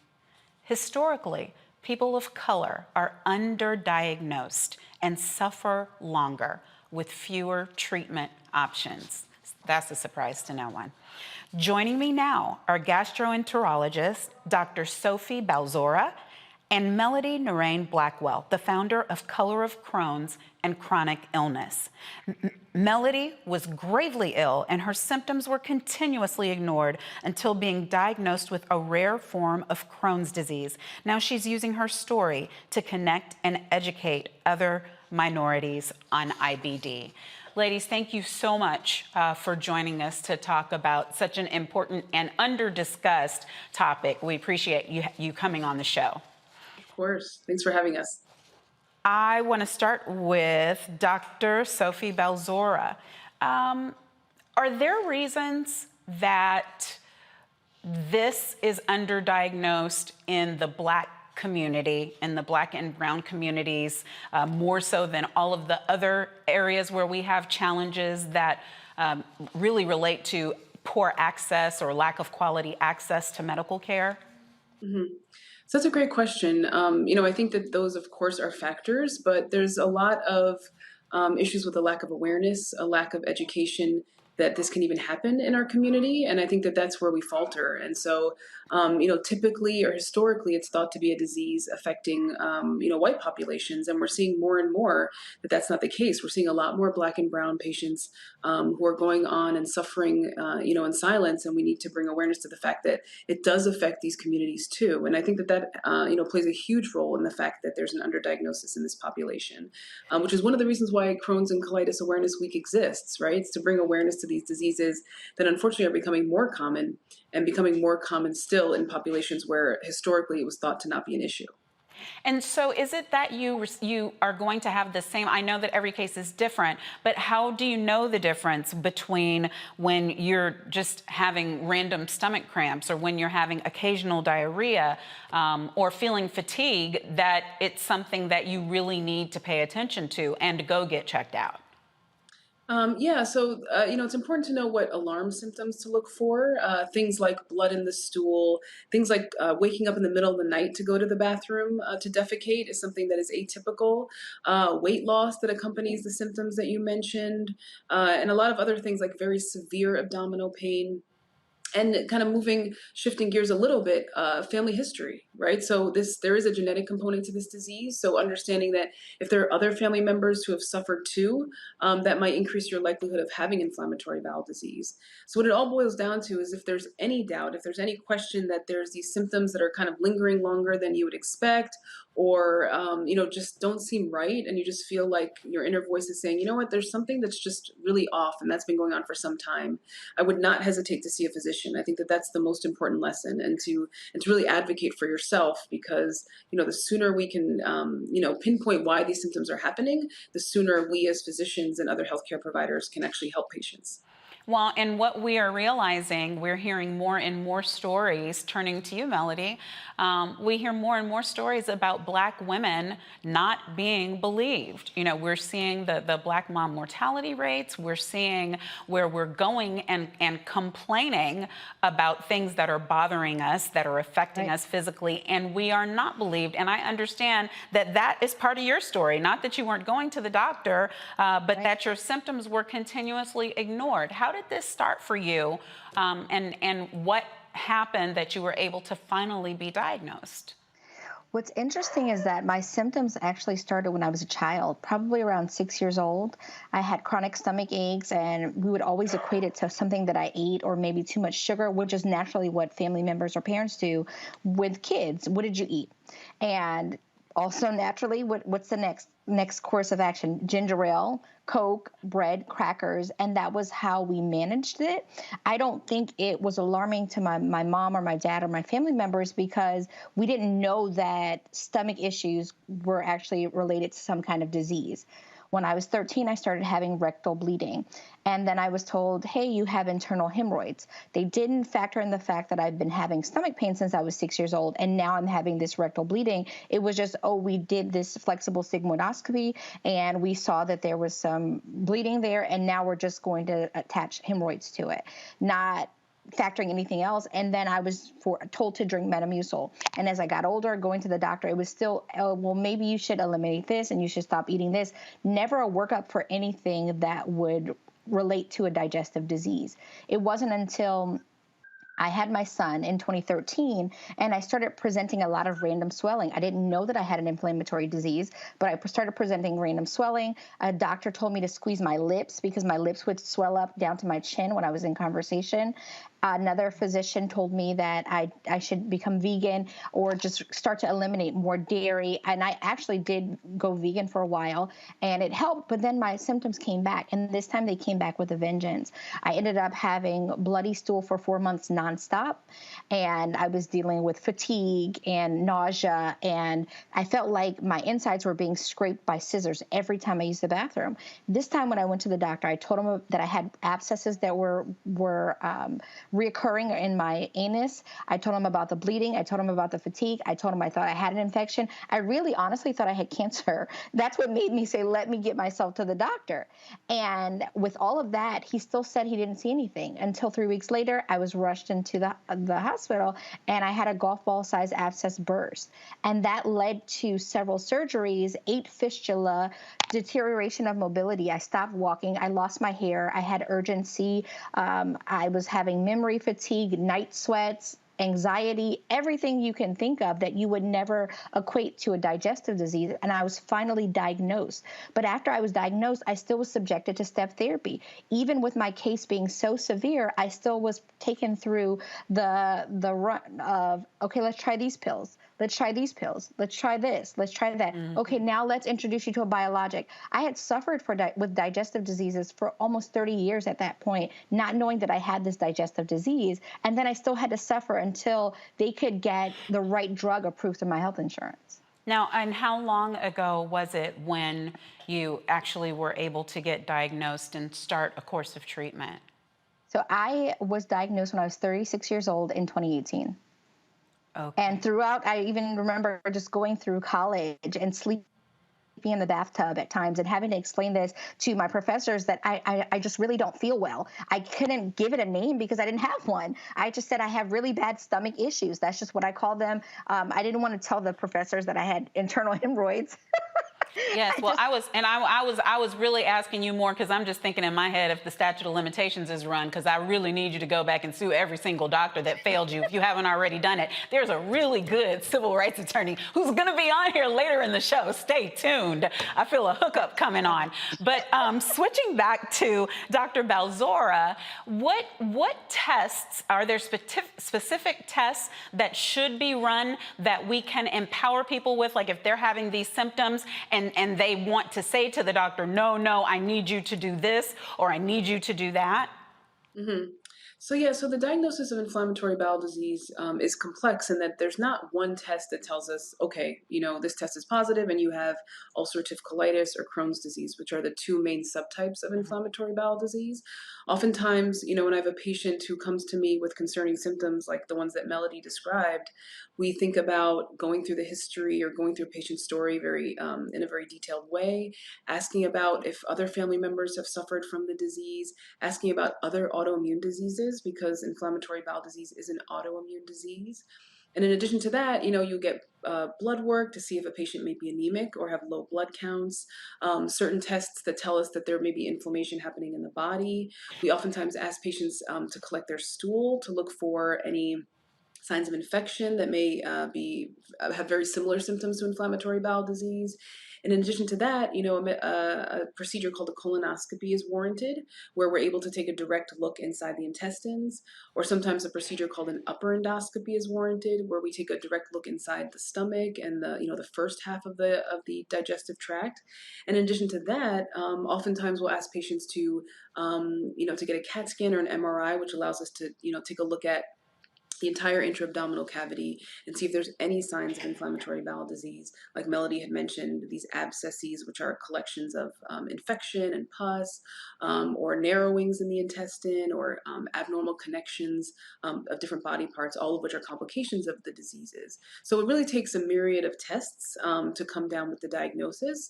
And sometimes it can be tricky, other times it can be a slam dunk. But ultimately, when we hear Melody's story, it's really a cautionary tale, and it really takes you aback because you see that there's so many things at play, some of which are very obvious and others much more subtle as to why the diagnosis is delayed in so many folks. And I think, there were so many alarm signs there for her. And it's very perplexing, but it really speaks to the fact that we need to give people the ability to be their best advocate and really say, I need to see a gastroenterologist. I need these tests. I do not feel well. I'm not being productive in my day-to-day. And we really need to come up with an answer as to why this is happening. And so breaking that cycle of bias of thinking, this is just a disease of, white populations is incredibly important, because I think that really does play a big role in why the diagnosis is delayed. Right, and even asking the right questions. I want to go to my panel because, I wouldn't know. That people may not know what a gastroenterologist is to ask to see one. I mean, it's all, we perish for a lack of knowledge. Yes. And so there's a big vacuum there, it seems to me. But Reese, Greg, Faraji, who has a question?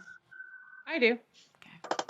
For Dr. Balzora, thank you. And thank you, Melody, for sharing your story. That was quite harrowing, what you had to go through. But Dr. Balzora, you listed off, sounded to me like at least a dozen different tests. Can you clarify, are you saying that that's the battery of tests that people would have to go through? Or is there a particular one that you would kind of encourage people who have felt like they have this chronic condition to kind of target first? Because it sounds a little overwhelming to me from what you said. It is overwhelming, and I do, prepare patients for that. And the type of tests that we choose is highly dependent upon what your what we say kind of like the pretest probability, or what you think the likelihood of a patient having this disease may be. If their symptoms are quite mild and they sound like they may be less likely secondary to inflammatory bowel disease, we may not have to run that battery of tests. Sometimes blood work and a stool test is sufficient. But in people who have, we're very suspicious that the disease might be present, like if they have blood in the stool, they're of the right age, they have a family history, and other concerning symptoms and signs, then unfortunately, yes, they do have to go through all of that testing. And this is a marathon. It's a long haul, and it is a chronic disease. And I do prepare people for the fact that, unfortunately, especially when we're trying to come up with a diagnosis, and especially when we're doing our best to try to get them well quickly, we are going to need all that information in order to make the right diagnosis.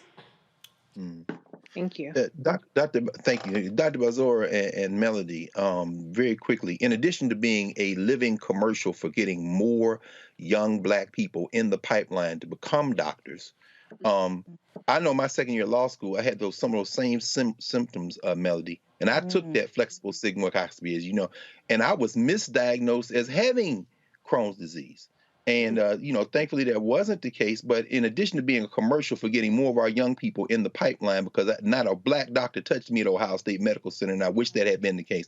Could you help us, for those of us who may not have the resources to make it to a doctor, to engage in this? What role does stress, diet, environment, do any of those things intersect? Because I think that's what was killing my stomach when and I didn't even know, and they misdiagnosed me. But could you help us understand, what role does some of those things play, as well as exacerbating for who do have IBD? So I'll say that, particularly for the pediatric population with inflammatory bowel disease, specifically Crohn's disease, there is some evidence for patients with mild disease that certain types of diets may be beneficial in helping with the inflammation or healing the inflammation. For adult patients with inflammatory bowel disease, unfortunately, there's not good evidence in support of, certain dietary regimens to help with the disease. Ultimately, it is a disease that is helped for the overwhelming majority of folks who suffer from it with medication. In terms of how people get inflammatory bowel disease, that's a much more complicated answer, but it definitely does, in addition to genetics, there is some environmental component, because we are seeing that a lot more populations that have become more westernized have a higher population of inflammatory bowel disease. And so there is that relationship there, but it's hard to say, it's hard to point to one thing and say that's the culprit as to why someone has inflammatory bowel disease. But absolutely, when we think about stressful events, when we think about psychosocial stressors, like you were saying when you were going through law school, which can definitely be a very stressful time for many reasons, the gut is very sensitive to that type of stress. So I think whatever inflammation is already there, sometimes the symptoms can be exacerbated by feeling very stressed. They always talk about this kind of brain-gut interaction, and that's a very real thing, right? Think about a time when you're incredibly stressed in a very stressful situation, and your stomach is the first to react, and you have to run to the bathroom. You may feel like your stomach is gurgling. There might be a lot of those reactions that in patients who already have, inflammation in their gut, that just might be even more heightened. Thank you. Dr. Balzora, thank you so much. Melody, I have a question for you. What do you say to our watchers tonight about, you mentioning your story of having this very early on in your childhood? How do folks, take the proper steps to kind of get into a better place handling Crohn's disease, especially if, people are not very trusting of, medical professionals at this point? For us, what triggered me to start Coachy, Color of Crohn's and Chronic Illness, is I shared my story because I was trying to shift the narrative with Black women entrepreneurs in health. I didn't even know that I had a disease when I had set on that path. And once I shared that I did, it drew people to me. Like, they were asking a lot of questions. They wanted to connect. They were looking for resources, and there literally was none. So I would encourage people to find a community, find Coachy, ask questions, look for people that you trust to support you, get a second opinion. You can have a second opinion. If a doctor feels some kind of way about you getting a second opinion, they're not the doctor for you anyway, because they should welcome wanting you to feel secure in what the next method is in your treatment and your care. So I encourage that. I do, while Dr. Balzora has said that there's no evidence with how diet plays, I still encourage managing your food, because you'll learn what your triggers are. You'll know, hey, if I eat this or I eat that, it'll trigger immediately a challenge, or it'll trigger it the next day. Because managing these digestive diseases is a full-time job too. It's not a one-off. It's chronic. It's a part of life now, and we have to do the best to be the best for ourselves. Thank you. Well, I certainly appreciate all of the information that you all have shared with us here, and thank you so much, Melody, for sharing your story. Where, and either one of you feel free to answer, where's the best place that people can go to find accurate information? Melody, I'll give that to you as a patient perspective. I think that's to hear. Well, the challenge that I face with being Black, being a diverse patient, is that there isn't a lot of information for us to find. So a lot of resources that we have to look to are generic. They're not culturally specific. One place that I tend to go to for information is Mayo Clinic. I use them as a source, as a resource. I look at the CDC as well, because I know that I have to take it and put my spin on it, because it doesn't specifically apply to me, but it does generally apply to the disease. So there's validity for me as a patient in that space. Yeah, I think it's really important to, oh, I'm so sorry. I was just saying, anything to add. Go ahead. Oh, sure. Yeah, I think it's so crucial to find reputable resources, right? If you look deep enough into the internet and you're reluctant about medication, you will find the answers that you want, but they're not always the right answers. So I do encourage patients to go online to, national GI societies like the American College of Gastroenterology, American Gastroenterological Association, Crohn's and Colitis Foundation. A lot of those will have some nice resources for patients, and I think looking through the different ones and seeing which one is most patient-friendly for you and your needs is incredibly helpful. And of course, that's a complement to what the discussions that you have with your individual physician. Thank you both so much. We wish you well on your journey, Melody, and thank you for the information, Dr. Balzora. Both of you. Of course, my pleasure. Have a good night. Good night. Good night. Thank you. Still to come on Roland Martin Unfiltered, Florida's St. Thomas University College of Law wants to help train up the next generation of lawyers fighting for justice. Coming up, the man the school is honoring by creating the Benjamin L. Crump Center for Social Justice. But first, a quick break from our partners, Buick and Amazon. Roland Martin Unfiltered on the Black Star Network. We'll be right back.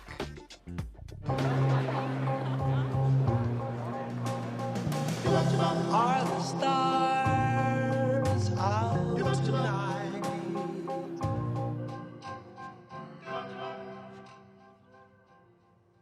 Alexa, play our favorite song again. Okay. I only have eyes for you.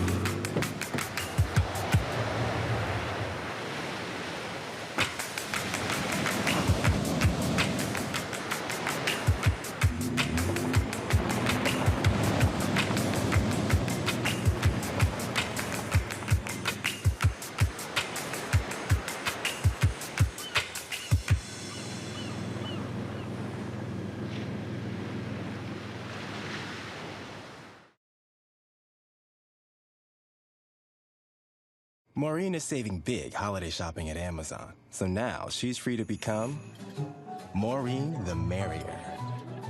Food is her love language, and she really loves her grandson. Like, really loves. I'm Amber Stevens-West. Yo, what up, y'all? This is Jay Ellis, and you're watching Roland Martin Unfiltered.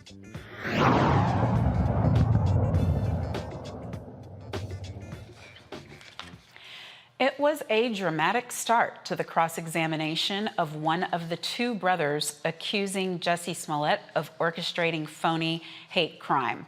Smollett's attorneys questioned Abimdola Osundario and whether he was secretly dating Smollet or at least used sexual tension to advance his career. Osundario denied that their relationship was romantic and said he did not believe Smollet had a crush on him. He testified Smollet instructed him and his brother to fake a hate crime attack on him in January 2019. Smollet is charged with felony disorderly conduct and faces up to 3 years in prison. In Ohio, a white police officer faces murder charges for killing a black man a year later. Franklin County Sheriff's Deputy Jason Meade was indicted on Thursday on 2 charges of murder and 1 count of reckless homicide for shooting Casey Goodson Jr. last December. Goodson was walking into the house before he was shot 6 times by Meade in front of his grandmother and 2 toddlers. Meade claimed that Goodson was waving a gun around while driving his car and didn't comply with orders to put it away. Goodson had a license to carry a concealed weapon. Meade did not have a body camera at the time of the incident. We've already talked about that today. In Arizona, the cop who shot and killed a Walmart customer in a wheelchair is out of a job. We want to warn you, what you are about to see is disturbing and graphic. If you have any children in the room, this is the time to ask them to leave. You are about to see what happened when Tucson officer Ryan Remington was working an off-duty job as a security officer Monday night at a Walmart when 61-year-old Richard Lee did not obey his command not to enter the store. Bravo 18. You sent me an 84. I have a male suspect that just shoplifted.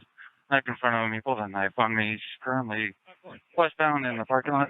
I need an additional unit to Bravo 18 at 1650 West Valencia Road. We're going to be 1039. Bravo 18, copy. It's white male, flannel t-shirt, white hat. We're in front of the DD's discount. And Bravo 18, we're currently northbound on Oak Tree going towards the Lowe's. And Bravo 15 to 1U5. He's confronted by loss prevention. He pulled a knife on loss prevention while I was right there. Bravo 18. We're on the east side of Lowe's in the parking lot, so we're just west of Oak Tree. Still going southbound.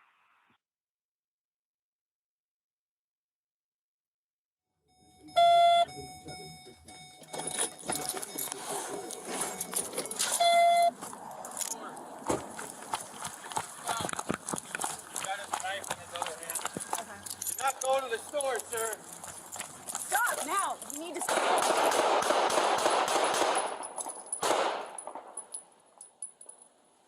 Bravo 18, shots fired.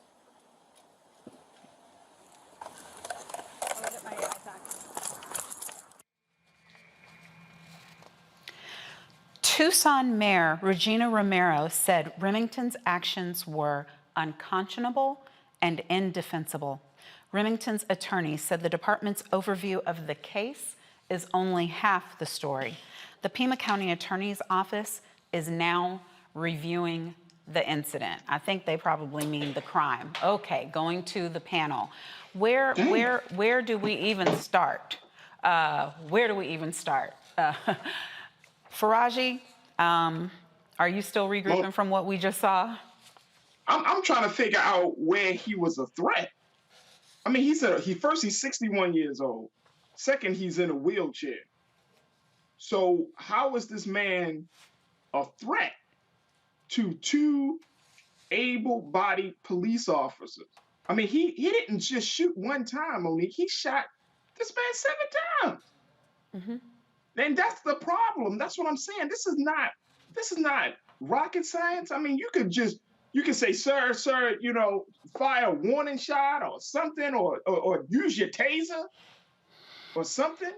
But you just, I mean, the man is literally in a wheelchair and you shoot him that many times because he's rolling into a Lowe's with a knife. You mean to tell me as a police officer, you can't get a knife from a man in a wheelchair? You are a whole bitch. You are a coward. Yep. I mean, I got nothing. I don't know what to say about it, Reese. Well, a shoplifting shouldn't result in an execution, a parking lot execution. This is basically the cop. I'm going to steal Dr. Carr's word, hunting. It's ridiculous that something like this escalated to that level, but these cops know that they can get away with it, or they believe that they can, but it's unconscionable. I understand that, he said, if you're going to get this knife away from me, you have to shoot me.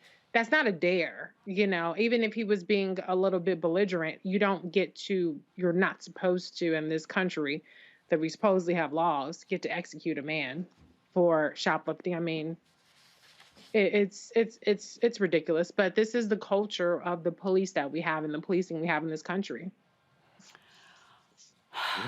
Yeah, I mean, and they claim furtive gestures. They claim, and I'm sure we're going to hear something about in defense of others. I mean, it's.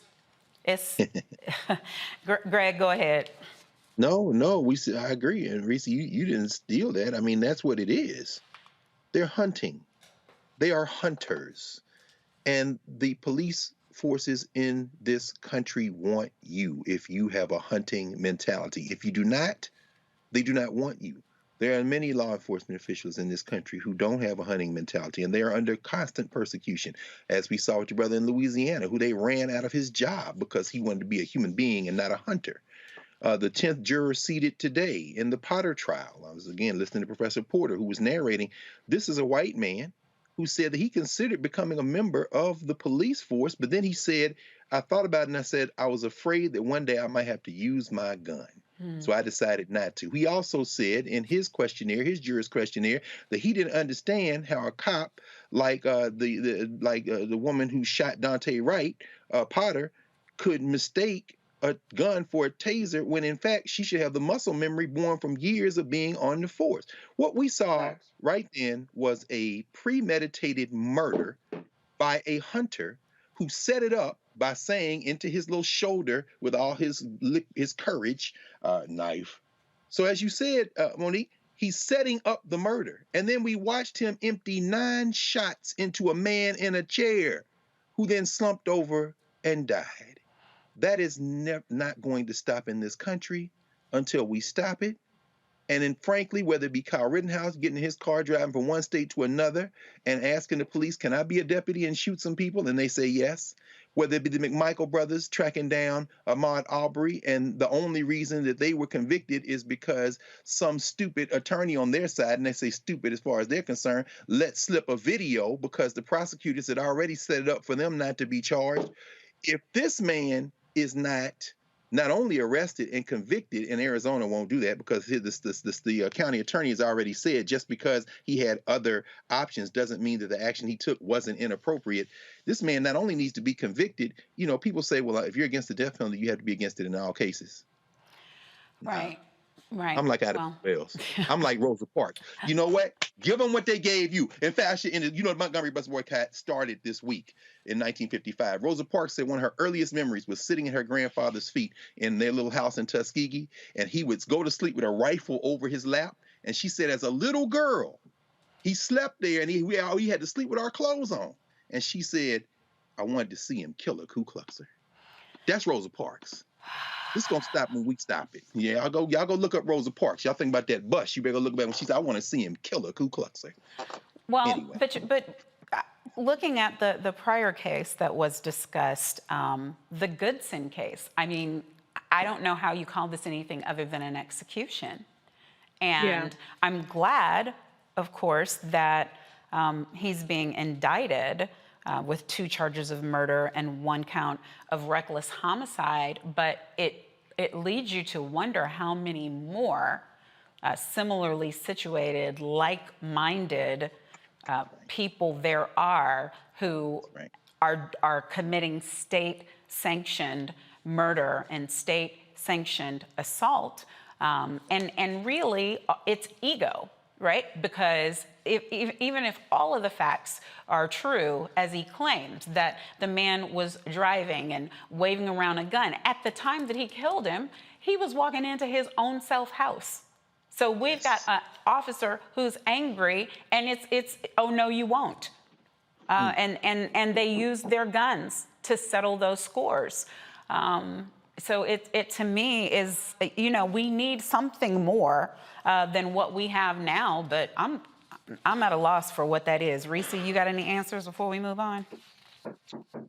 I don't have the answers, but stop hunting. That's all I can say. I mean, it's going to fall on deaf ears, but stop hunting. And just the one more thing about the Goodson, there was no even exchange that they had.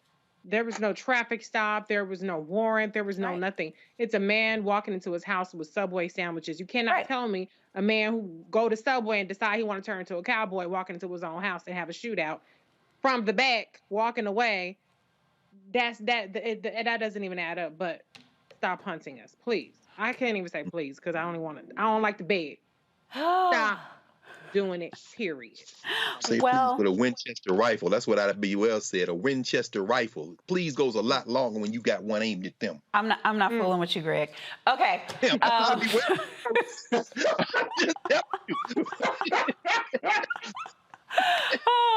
We were not providing you all suggestions. This is just Dr. Greg philosophizing, leaving some food for thought. It wasn't a directive.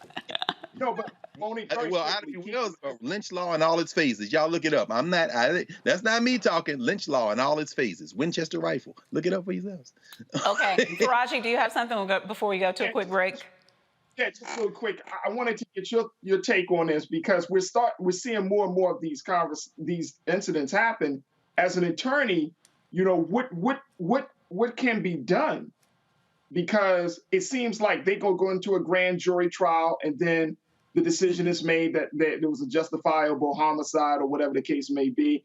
That may not be the case in this particular matter, but as an attorney, like what recourse do victims and their families have when police are continuing to shoot people, just, you know, rather hunting people like they're doing right now? Right. Well, I mean, it doesn't even have anything to do, frankly, with being an attorney more than what we've already talked about. Because if you yourself are injured or a family member is injured, then the only recourse that you have is in the civil courts. It's up to the state, the prosecutors, the DAs, the Attorney General's office to bring criminal charges. So the attorneys can only go so far. We elect, in many instances, in many jurisdictions, the DAs. We elect the prosecutors that are in charge of these cases. So the vote is in your hand to determine whether there's going to be a prosecutor of conscience that is going to let people out of jail who should not be in there, that is going to look at cases with integrity units and figure out whether people should still be in jail, that is not going to go for, you know, mandatory minimums or maximums, is going to use their discretion, that is not going to try some cases, and then is going to have the courage to try police officers when police officers should be tried. So some of that is in our hands, but I'm going to say it again. The George Floyd Justice and Policing Act was supposed to be our attempt at federal solutions, because right now you might be able to get some measure of justice in Oklahoma, but the system in Texas is hell in a handbasket. Things might be going okay for you in Arkansas, and in California you might, you know, be smooth sailing, free to walk down the street. Whatever the case may be, it's state by state by state by state until our federal system. That's why I said it's not attorneys, it's our legislature. And who determines whether we have enough people in there where it's not where the vice president has to break a tie, but where we can get control of the Senate and do some things? We control it. It is up to us to determine our own future. With that, we're going to one, maybe final break, and then we'll be right back on Roland Martin Unfiltered on the Black Star Network. Oh, that spin class was brutal. Well, you can try using the Buick's massaging seat. Ooh, yeah, that's nice. Can I use Apple CarPlay to put some music on? Sure, it's wireless. Pick something we all like. Okay, hold on. What's your Buick's Wi-Fi password? Buick Envision 2021. Oh, you should pick something stronger. That's really predictable. That's a really tight spot. Don't worry, I used to hate parallel parking. Me too. Hey. Really outdid yourself. Yes, we did. The all-new Buick Envision, an SUV built around you, all of you. Betty is saving big holiday shopping at Amazon. So now, she's free to become Bear Hug Betty. Settle in, kids. You'll be there a while. Ooh, where you going? It's time to be smart. When we control our institutions, we win. This is the most important news show on television of any racial background. Y'all put $2, $3, $4, $5, $10, $15, $20, $30 on this and keep this going. What you've done, Roland, since this crisis came out in full bloom. Anybody watching this, tell your friends, go back and look at the last 2 weeks, especially of Roland Martin Unfiltered. I mean, hell, go back and look at the last 2 days. You've had sitting United States senators today, Klobuchar and Harris. Whatever you have that you can bring to Roland Martin Unfiltered to support it, please do, because this information may literally save your life. Watch Roland Martin Unfiltered daily at 6 p.m. Eastern on YouTube, Facebook, or Periscope, or go to RolandMartinUnfiltered.com. Support the Roland Martin Unfiltered Daily Digital Show by going to RolandMartinUnfiltered.com. Our goal is to get 20,000 of our fans contributing $50 each for the whole year. You can make this possible. RolandMartinUnfiltered.com. Betty is saving big holiday shopping at Amazon. So now, she's free to become Bear Hug Betty. Settle in, kids. You'll be there a while. Ooh, where you going? How y'all doing? It's your favorite funny girl, Amanda Seals. Hi, I'm Anthony Brown from Anthony Brown and Group Therapy. What up, Lana Well, and you are watching Roland Martin Unfiltered.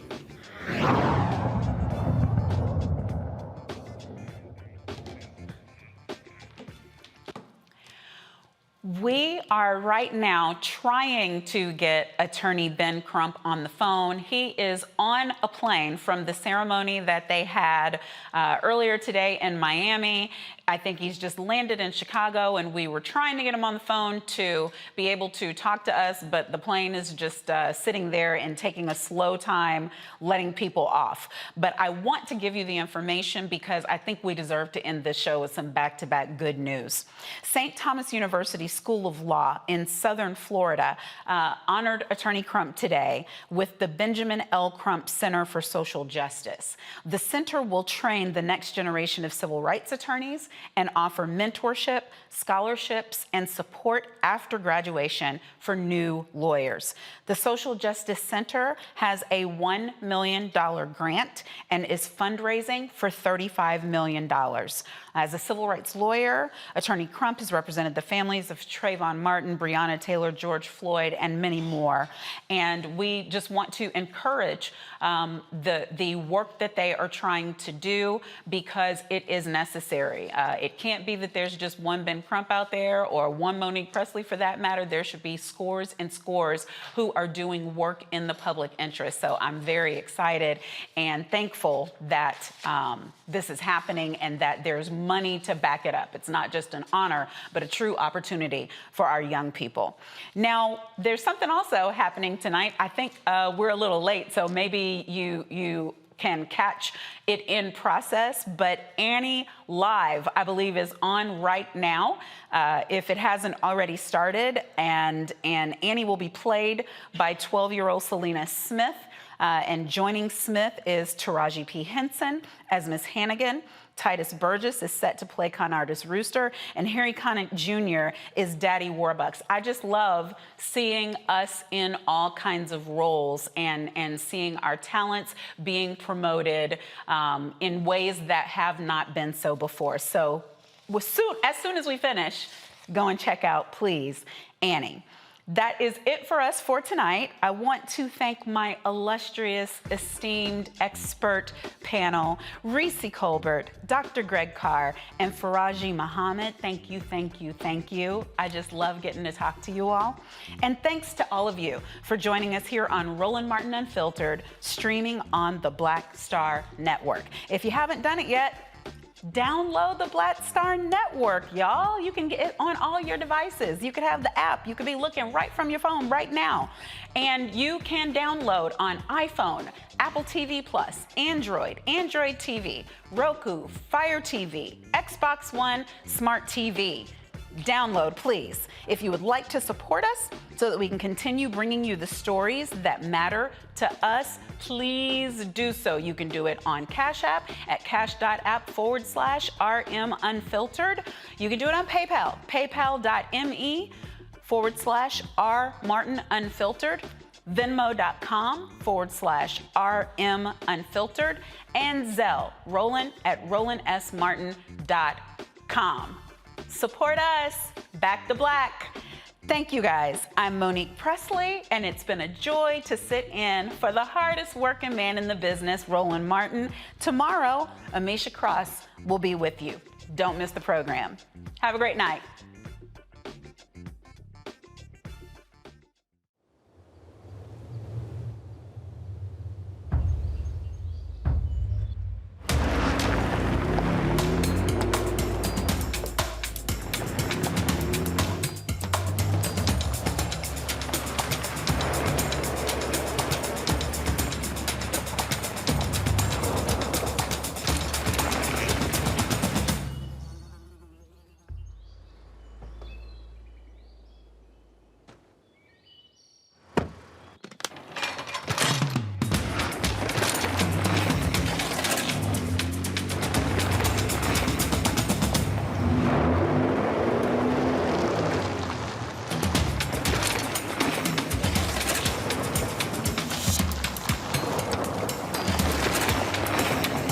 Black Star Network is here.